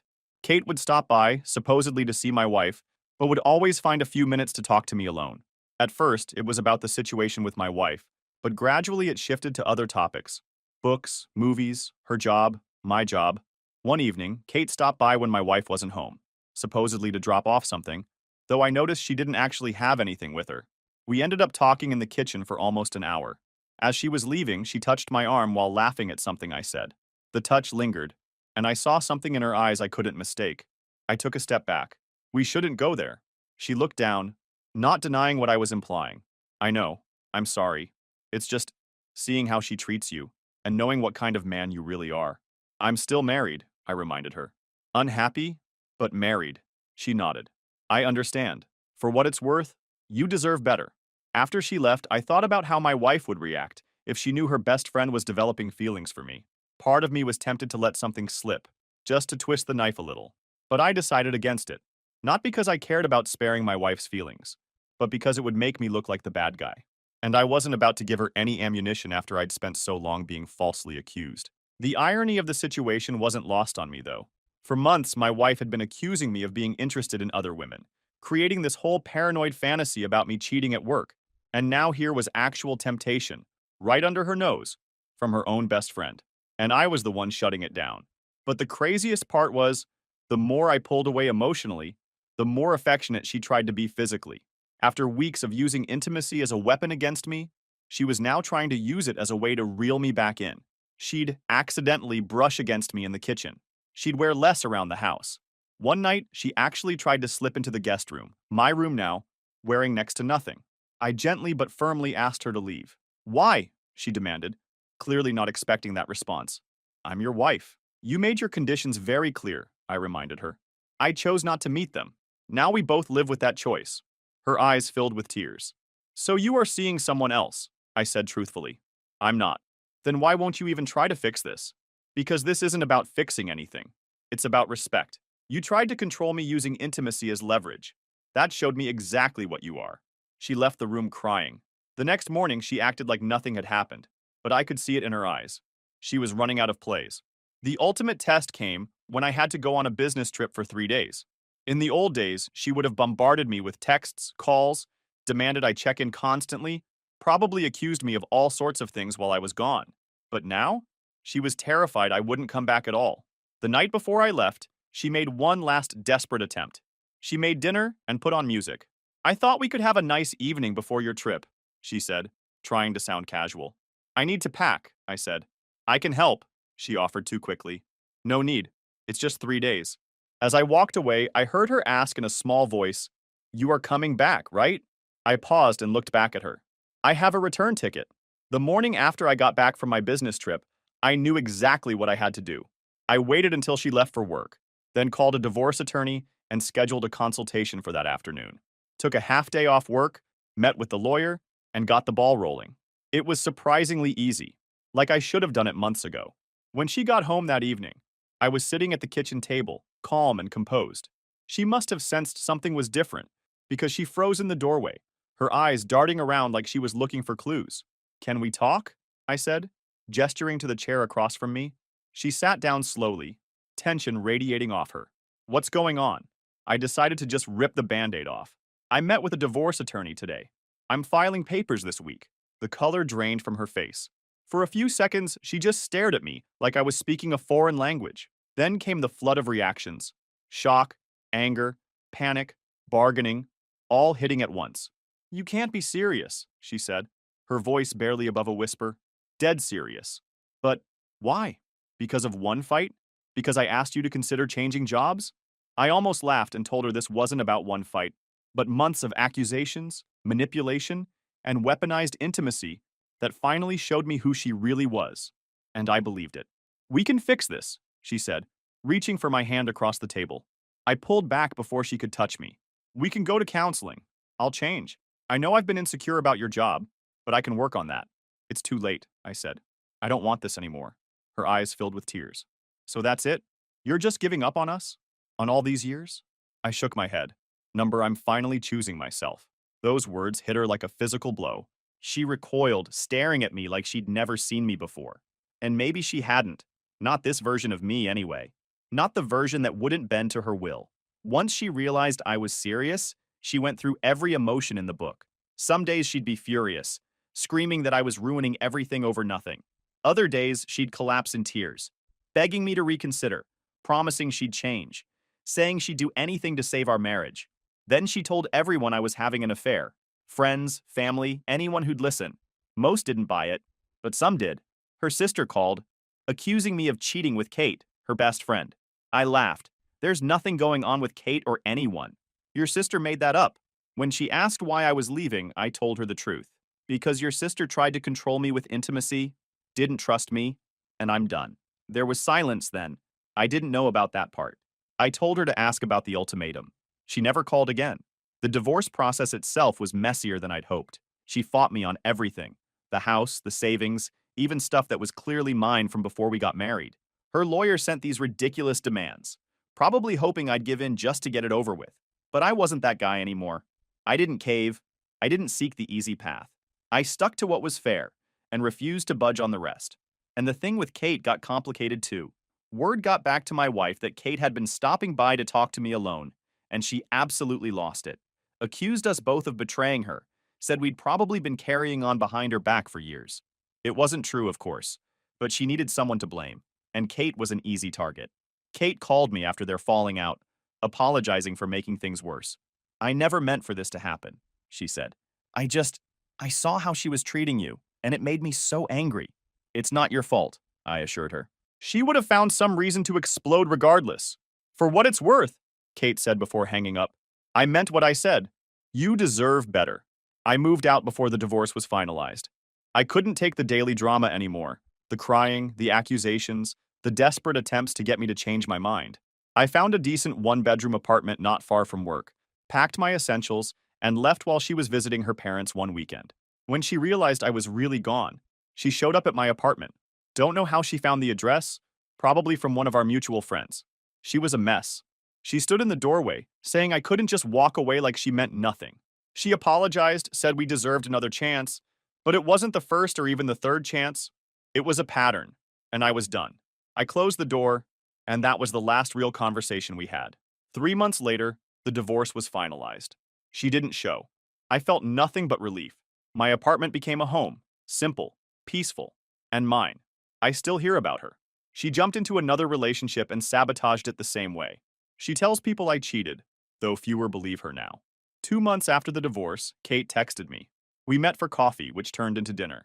There was this moment when we were walking to our cars when everything just clicked. I always wondered what would have happened if we'd met first, she said. We don't have to wonder anymore, I told her. We've been dating for 4 months now. My ex lost it when she found out. Accused us of planning this all along. The irony? Kate and I were only ever friends until after everything ended. The best part? Total trust. No checking phones, no questioning late work nights, no guilt trips. After years of walking on eggshells, it's like learning to breathe again. I know my worth now and what I won't tolerate. Walking away isn't weakness. It's choosing yourself. Sometimes the strongest move isn't staying. It's knowing when to walk. Better was closer than I thought, just on the other side of a really bad marriage. Story 6. This story is titled, My Parents Wanted Me to Drop Out of College to Support Their Lazy Golden Child's Big Dreams. When I refused, they came off financially. So I moved out and went no contact. Hi everyone. Before we dive in, a quick favor. If you enjoy content like this, please hit the subscribe button. It's free, supports the channel, and makes sure you never miss out on amazing videos. Alright, let's get started. Hey everyone. So, I never thought I'd be the kind of person to share my personal stuff here. But after seeing how many of you open up about your stories, I figured I'd give it a shot and share mine too. I'm a 20-year-old guy in my second year of college, and somehow I've found myself in this weird, messy situation with my family. It's the kind of thing you think only happens in movies, but nope, this is real life, and I'm living it. If nothing else, maybe writing it all down will help me make sense of things. Alright, here's the backstory. I grew up in a smallish town where my family ran this bakery that's been around forever. I'm talking decades. It was originally started by my grandparents, and my parents took over after they retired. It's the kind of place everyone in town knows about, not because it's fancy or anything, but because it's always been there. People go for the same bread, pastries, and coffee they've been buying since they were kids. For my parents, the bakery isn't just a business. It's their whole life. They've poured everything into it. Late nights, early mornings, holidays, it doesn't matter. My mom would always say, "This bakery is the heart of our family," and my dad would go on about how it was our legacy. As a kid, I helped out here and there, mostly because I had to. I'd sweep floors, refill the pastry case, or bag up orders. Nothing too serious, but it was enough to give me an idea of how much work goes into running a place like that. My parents would talk sometimes about how they hoped one of us, me or my younger brother, would take it over one day. Here's the thing. I never really saw myself in that role. Don't get me wrong, I appreciated the bakery for what it was, but it wasn't my dream. I didn't have the same attachment to it that my parents did. I was more focused on school and figuring out my own path. Then there's Trevor, my younger brother. He's 18 now, but he's been the golden child since we were kids. You know the type. He could do no wrong in my parents' eyes. If he managed to clean his room without being asked, They'd act like he was the most responsible kid in the world. Meanwhile, I was expected to just handle everything without any fuss. Like, when we were younger, I'd be the one doing most of the chores around the house, while Trevor would get a pass every time. My parents would say, "Oh, he's not good at that," or "He needs more encouragement." Meanwhile, if I ever forgot to do something, I'd get a lecture about responsibility. The favoritism didn't stop there. Trevor got new gadgets for every little milestone. He passed a math test, new headphones. He got through a week of school without any issues, new video game. Me? I'd bring home good grades and maybe get a good job if I was lucky. It wasn't that I wanted stuff. It was more about how obvious the difference in treatment was. By the time I hit high school, I'd learned to just let it go. My focus was on getting into college. I worked hard, saved up what I could, and managed to get some scholarships to help cover tuition. My parents chipped in for some of it, but I also worked part-time to cover things like textbooks and groceries. When I left for college, I thought I'd finally be able to focus on myself without all the family dynamics weighing me down. And for a while, it felt like I had some breathing room. I'd come home on weekends sometimes, help out at the bakery, and then go back to campus. It wasn't perfect, but it was manageable. The thing is, every time I came home, my parents would drop little hints about the bakery. Stuff like, "It's so nice to have you here," or "You're so reliable. We don't know what we'd do without you." It was subtle, but I could tell they were planting the idea in my head. Trevor, on the other hand, was barely around. He'd pop in for an hour, maybe mess with the register or eat a croissant, and then disappear. If I ever brought up how Trevor is not really doing anything to help, my parents would immediately brush me off. "He's still young and trying to figuring things out," they'd say. "He's not ready for that kind of responsibility." It didn't make sense to me, but I stopped arguing because it always ended the same way with me feeling like I was being unreasonable for expecting him to pull his weight. Anyway, things were going fine during my second year of college. I was staying on top of my classes, working a part-time job, and feeling like I was starting to get a handle on my future. Then, one weekend, I decided to go home for a visit. I figured it'd be like any other visit. Eat a home-cooked meal, maybe help out at the bakery for a bit, and then head back to campus. But when I got there, the whole vibe was different. My parents sat me down in the living room with this super serious energy, like they had something big to tell me. Trevor was sitting off to the side, scrolling through his phone and barely paying attention. And then they hit me with it. My mom spoke first, her voice firm. "Look, we're short-staffed. Your father and I can't handle it alone, and we've decided it's time for you to step up and take your place in the family business. We want you to drop out of college. The bakery needs you." I froze for a second, trying to figure out if I'd heard her right. My dad leaned forward, like he was doubling down before I even had a chance to respond. "Trevor's not ready yet. He's still figuring things out. But you're reliable, responsible. You've always been the one we could count on." I didn't know what to say at first. I wasn't sure if they were expecting me to smile and say, "Sure, I'll just throw away everything I've been working for," or if they actually thought this was a reasonable request. Either way, I needed a second to let it sink in. Finally, I managed to ask, "You want me to, what? Drop out of college?" My mom nodded like it was the most logical thing in the world. "We need someone we can trust at the bakery full time. We can't keep running it on our own, and hiring help isn't an option right now. You could go back to school later, maybe in a few years, when things are more stable." I looked at Trevor, who was sitting there with his headphones half on, scrolling through his phone. He hadn't even looked up. "And what about him?" I asked, trying to keep my voice steady. "Why can't he help?" My dad jumped in before my mom could answer. "Trevor will help, eventually, but he's still young. He hasn't figured out yet what he wants to do." I couldn't believe what I was hearing. "He's only 2 years younger than me," I pointed out.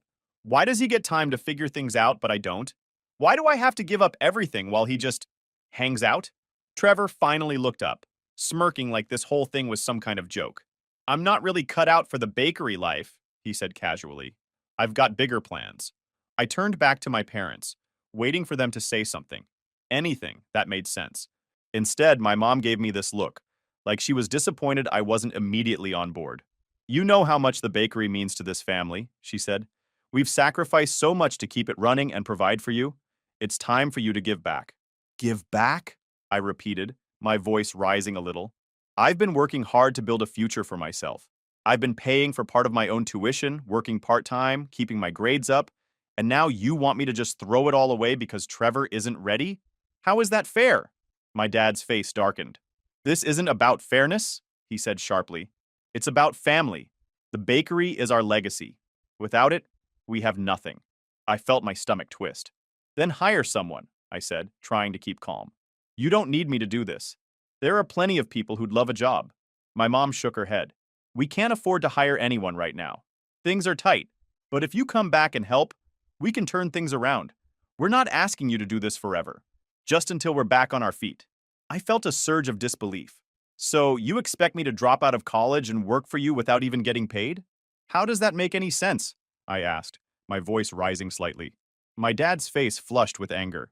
You're so selfish, he snapped. We've done everything for you.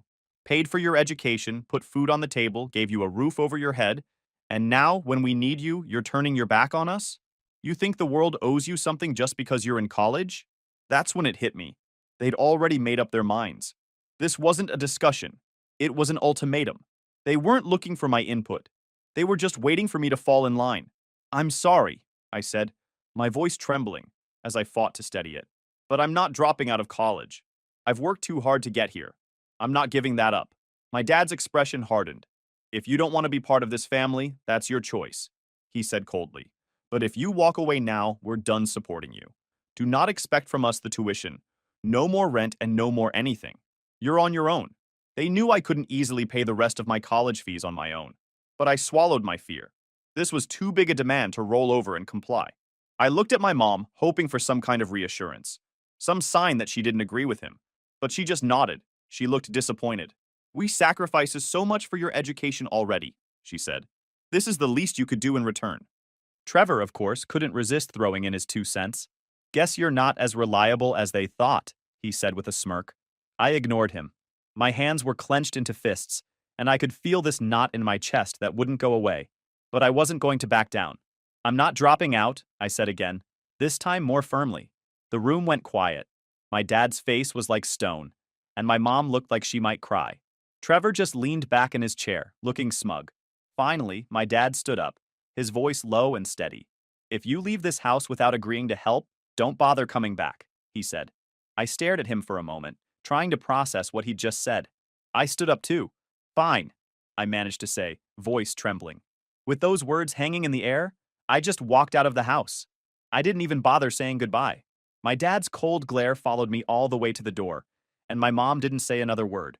I think part of me was waiting for her to call me back, to say they didn't mean it, but she didn't.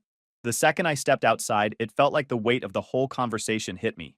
My heart was racing, and my hands were shaking. I didn't really know where to go or what to do. All I knew was that I couldn't stay there, not after everything they'd just said. I ended up driving to my friend Marcus's apartment. We'd been close since high school, and he was the kind of guy you could count on when things went sideways. When I showed up at his door, he took one look at me and immediately knew something was wrong. He opened the door and stepped aside. He looked concerned about me. I walked in, dropping my bag by the couch, feeling the weight of exhaustion settle over me. Without needing much explanation, he immediately offered his support, telling me I could stay as long as I needed. His reassurance a small but much-needed relief in that moment. That night, I barely slept. My mind was racing with questions and worries. How was I going to pay for school without my parents' help? What about rent? Groceries? And what about my stuff? Most of my things were still back at the house. I couldn't just leave everything behind. The next morning, I decided I had to go back. I wasn't planning on staying long, just enough time to grab my essentials. Marcus offered to come with me, but I told him I'd be fine. I didn't want to drag him into the mess. When I pulled into the driveway, my stomach was in knots. I felt I didn't belong to that house anymore. I walked in without knocking, because I wasn't in the mood to wait for anyone to let me in. My mom was in the kitchen, flipping through some paperwork. She looked up when she saw me, her expression a mix of surprise and disappointment. Have you come to your senses? She asked, setting the papers down. I ignored the question and said, I'm just here to grab my stuff. Her face fell a little, but she didn't argue. You know, we're only doing this because we care about you, she said. I didn't respond. I just headed to my room and started packing. As I stuffed clothes into a duffel bag, my dad appeared in the doorway. He leaned against the frame, watching me like he was waiting for me to crack. I kept packing. I don't see how staying here and giving up everything I've worked for is the better option, I said without looking at him. You think you're too good for this family now? He shot back. It's not about being too good, I said, zipping up the bag. It's about not throwing away my future because Trevor doesn't want to help while he has nothing to do. At the mention of Trevor, my dad's expression darkened even more. Your brother needs time, he said sharply. He's not ready for this kind of responsibility. And I am? I asked, turning to face him. You're willing to let me give up everything, but he gets a free pass? How is that fair? He didn't have an answer for that. Instead, he just shook his head and walked away, muttering something under his breath. As I was about to leave, Trevor finally made an appearance. He was coming out of his room, earphones still dangling around his neck, and gave me one of his trademark smirks. Leaving already? He asked. I didn't answer. I was not in the mood for his nonsense. Well, don't let the door hit you on the way out, he said, laughing. I turned to him, my frustration boiling over. You know, this is your mess too.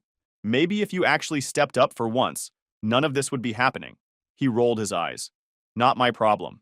I didn't have the energy to argue with him. I slung my bag over my shoulder and headed for the door. My mom was waiting in the hallway, tears in her eyes. If you leave now, don't expect us to help you anymore, she said, her voice trembling. Remember, no tuition, no rent, nothing. You'll be on your own. I figured as much, I said, trying to keep my voice steady. With that, I walked out. The drive back to Marcus's place was quiet, but my brain wouldn't shut up. I kept replaying the whole mess with my parents, second-guessing every word I said. Sure, I knew I made the right call by standing my ground.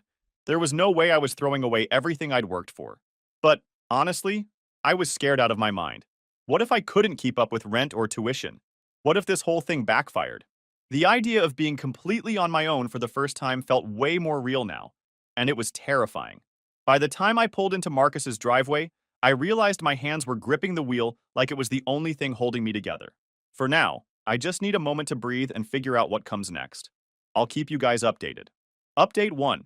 Hey everyone, I thought I'd post an update since things have gotten even messier since the last time I shared. I'm still processing everything, but writing it out here helps me think straight, so thanks for reading. After leaving my parents' house with everything I could grab, I crashed at Marcus's place for the night. I didn't have a solid plan yet, but I knew one thing for sure. I wasn't going back. No way was I giving up my future to clean up their mess. Well, the next day, my parents wasted no time making good on their threats. When I woke up, I realized my phone line had been cut off. I couldn't call or text anyone until I got a prepaid plan set up. On top of that, my rent payment bounced because my mom had apparently canceled the auto pay they'd been handling. It was like they wanted to remind me at every turn that I was on my own now. It felt petty and calculated, like they were trying to make me second-guess my decision. I won't lie. It worked for a second. There was a moment where I thought, maybe it's easier to just go back and do what they want. But then I remembered the way my dad looked at me, like I'd failed him, and the way Trevor smirked, as if he knew I'd eventually cave and save the day. That snapped me out of it. I scrambled to figure things out. First, I went to a nearby store and got a cheap prepaid phone plan. It wasn't great, but at least I had a way to communicate again. Then I started going through all my bank accounts and other bills to make sure my parents couldn't mess with anything else. I didn't realize how much they had access to until I started digging. It was overwhelming, but I couldn't afford to miss anything. By the end of the day, I'd managed to untangle most of it. Rent, utilities, my car payment, all of it was now in my control. It felt like I was cleaning up after a storm, but at least I was making progress. The bigger issue for me at that time was money. My part-time job at the diner barely covered groceries and textbooks before all this happened. Now I had to figure out how to stretch that income to cover rent, utilities, and everything else. I talked to my manager and asked if I could pick up more shifts. He was hesitant at first since the schedule was already tight, but he eventually gave me a few extra hours. It wasn't much, but it was a start. Next, I went to the financial aid office at school. Explaining my situation to them was tough. I hated feeling like I was begging for help, but they were surprisingly understanding.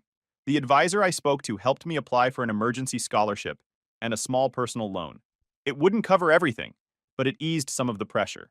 Meanwhile, my parents started blowing up my social media.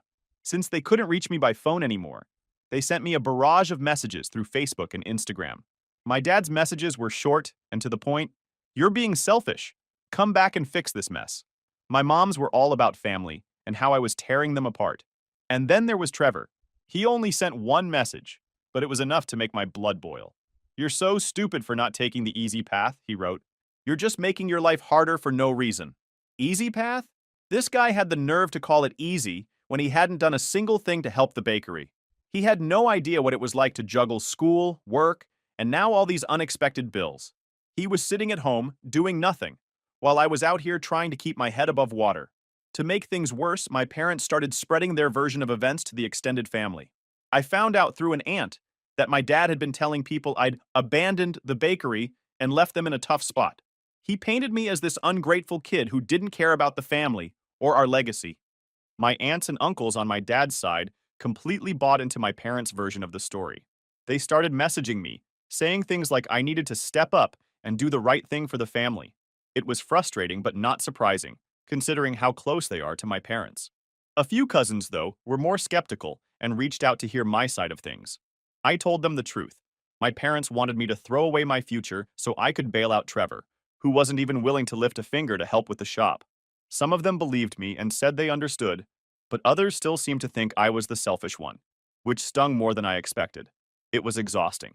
I felt like I was fighting battles on every front, financially, emotionally, and even with my own family's perception of me. I tried to stay focused on what I needed to do, but there were moments where it felt like too much. At one point, I overheard Marcus on the phone with someone explaining my situation. When he hung up, he turned to me and said, "You know, you're doing better than most people would in your shoes." I didn't feel like I was doing well at all, but hearing him say that helped a little. Over the next few days, I started piecing together a plan. I made a strict budget and cut out every unnecessary expense. No more takeout, no streaming services, nothing that wasn't essential. I started looking into other part-time jobs that might pay better or give me more hours. Even with all that, it was clear I wasn't going to make it through the semester without some serious sacrifices. Tuition was still looming over me, and while the emergency scholarship and loan helped, they didn't cover everything. My parents kept sending messages, though the tone shifted slightly. My dad's messages stayed firm and demanding, but my mom's became more desperate. She wrote things like, "Trevor isn't handling the pressure well," and "We really need you to come back before it's too late." They made it sound like the bakery was on the brink of collapsing. I don't know if that was true or just another manipulation tactic, but either way, it didn't change my decision. For now, I'm holding my ground and figuring things out step by step. I'll update you all again when I've got more to share. Thanks for sticking with me through this. It means a lot. Update 2. Hey guys, back with another update. Things have taken a wild turn since the last time I posted. I'm still trying to wrap my head around some of it. So, picking up where I left off last time, I was scrambling to figure out how to stay afloat after my parents completely cut me off. So far, I'd managed to sort out my rent and switch to a prepaid phone plan, and I was juggling extra shifts at the diner while trying to keep up with classes. It was rough, but I was determined to make it work. But over the past few weeks, I've been hearing more about what's going on back at the bakery, and let's just say it's not looking good. From what I've gathered through friends and people in town, the bakery is on the verge of collapsing. Apparently, my parents are struggling to keep up with everything. The shelves aren't stocked like they used to be, and customers are noticing the decline in quality.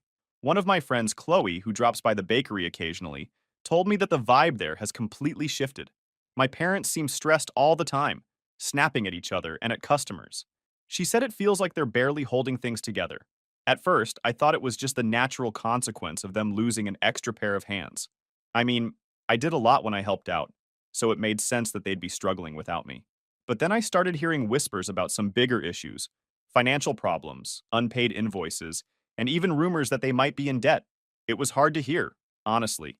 Despite everything that's happened, I don't want to see the bakery fail. It's been a part of my life for as long as I can remember, and I know how much it means to my parents. But as more details started coming to light, I realized there was a lot more going on than I initially thought. Things got really messy. One day, Chloe mentioned seeing a notice posted on the bakery's door about a missed payment. She couldn't tell what it was for exactly, but it seemed serious. That got me curious, so I started digging around a little. I didn't want to ask my parents directly, no way was I opening that can of worms, but I did some snooping online and even asked a few mutual connections if they'd heard anything. Eventually, I stumbled across something that made my stomach drop. It turns out my parents had taken out a massive loan a while back, using the bakery as collateral. The loan itself wasn't entirely surprising. I mean, small businesses do that sometimes. But what caught my attention was why they did it. At first, I thought it was just to keep the bakery running. Maybe they needed extra funds to cover supplies or expand the business. But then I found out the real reason: Trevor. Apparently, my parents weren't just trying to save the bakery, they were trying to fund some big secret plan for him. From what I can piece together, Trevor had convinced them he had these big plans and brilliant business idea. He wanted to start his own high-end gaming cafe. I don't even know how they listened to him. He had no real experience or qualifications to back it up. He's just cobbled together buzzwords and flashy ideas from things he's seen online, assuming they'll make him rich. I found out about this when I came across some documents at Chloe's place. Long story short, she has a friend who used to work with my parents, and they shared some old paperwork that got left behind. One of the documents was a loan application that mentioned Trevor's name and outlined his vision for a new business. It gets worse. The loan wasn't just tied to the bakery, they had also mortgaged part of their home to secure the funds. They were banking everything on Trevor's so-called big plans. I couldn't believe it. They were willing to risk their entire livelihood to support his dream, even though he'd never shown any real responsibility or commitment to anything. Looking back, it all started to make sense. The pressure they were putting on me to quit school and help at the bakery wasn't just about preserving the family business, it was about covering for Trevor's failure. They needed me to step in and keep the bakery running while they funneled money and resources into his project. I don't know why they didn't just tell me up front. Maybe they were embarrassed, or maybe they thought I'd refuse outright if I knew the truth. Either way, it felt like another betrayal. They were willing to throw my future under the bus to prop up Trevor, and they didn't even have the decency to be honest about it. The more I thought about it, the angrier I got. I've been busting my ass to make ends meet, all while they've been bending over backward to support Trevor's pipe dream. And where's Trevor in all this? Nowhere to be found. From what I've heard, he's barely involved in the bakery anymore, and his big plans haven't gone anywhere. It's infuriating, but it also solidifies something I've been feeling for a while now. I made the right decision by walking away. If I'd stayed, I would have been nothing more than a band-aid for a problem I didn't create. That said, it's not easy knowing the bakery is in such bad shape. Like I mentioned earlier, it's been a huge part of my life, and I know how much blood, sweat, and tears my parents put into it over the years. But at the same time, I can't help but feel like this is a mess they created by putting all their eggs in Trevor's basket. For now, I'm focusing on keeping myself afloat. I've managed to settle into a routine with school, work, and budgeting, but there's still a long way to go. I don't know what's going to happen with the bakery, and honestly, I don't know if my relationship with my parents can ever fully recover after this. I'll update you all again when I have more to share. Thanks for sticking with me. It means a lot. Final update. Hey again, this will probably be my last update. Things have escalated to a point where I've had to make some tough decisions, and I think it's time to finally close this chapter of my life. Thanks to everyone who's been following along and offering support. It's helped more than I can say. So, last time, I mentioned finding out about the loan my parents took out and how it wasn't just to keep the bakery afloat. It was to fund Trevor's so-called big plans. That discovery alone was hard enough to process. I'd already been dealing with the fallout of being cut off and trying to piece my life together, and knowing that my parents were risking everything for Trevor while expecting me to sacrifice my future just made it worse. I hadn't spoken to my parents or Trevor directly since I left.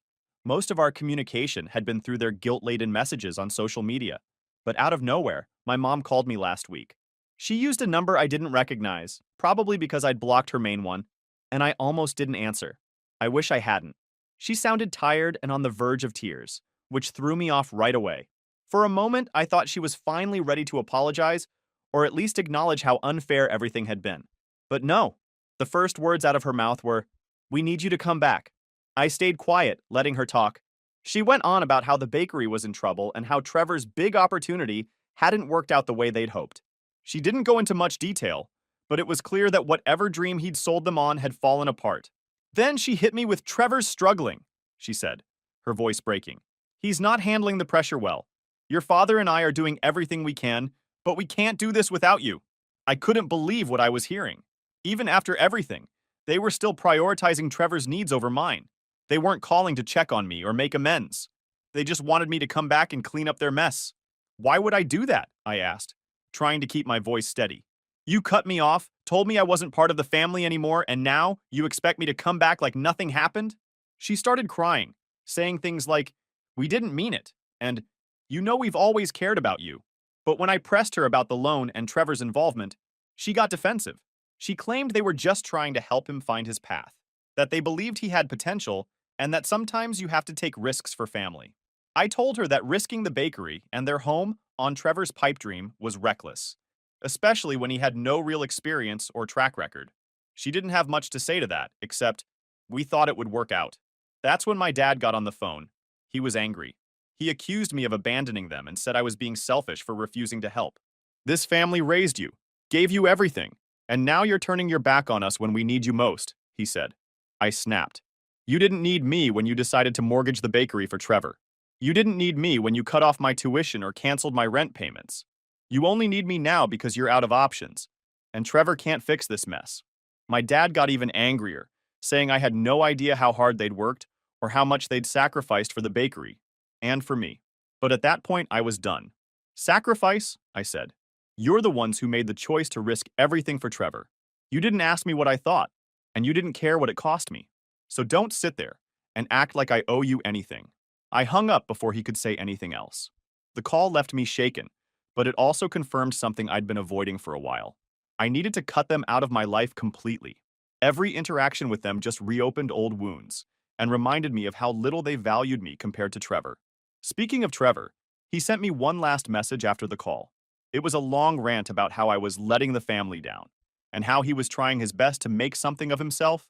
He even tried to spin it like I was the reason his plans didn't work out, saying that if I'd stayed and helped at the bakery, things might have gone differently. I didn't respond. What was there to say?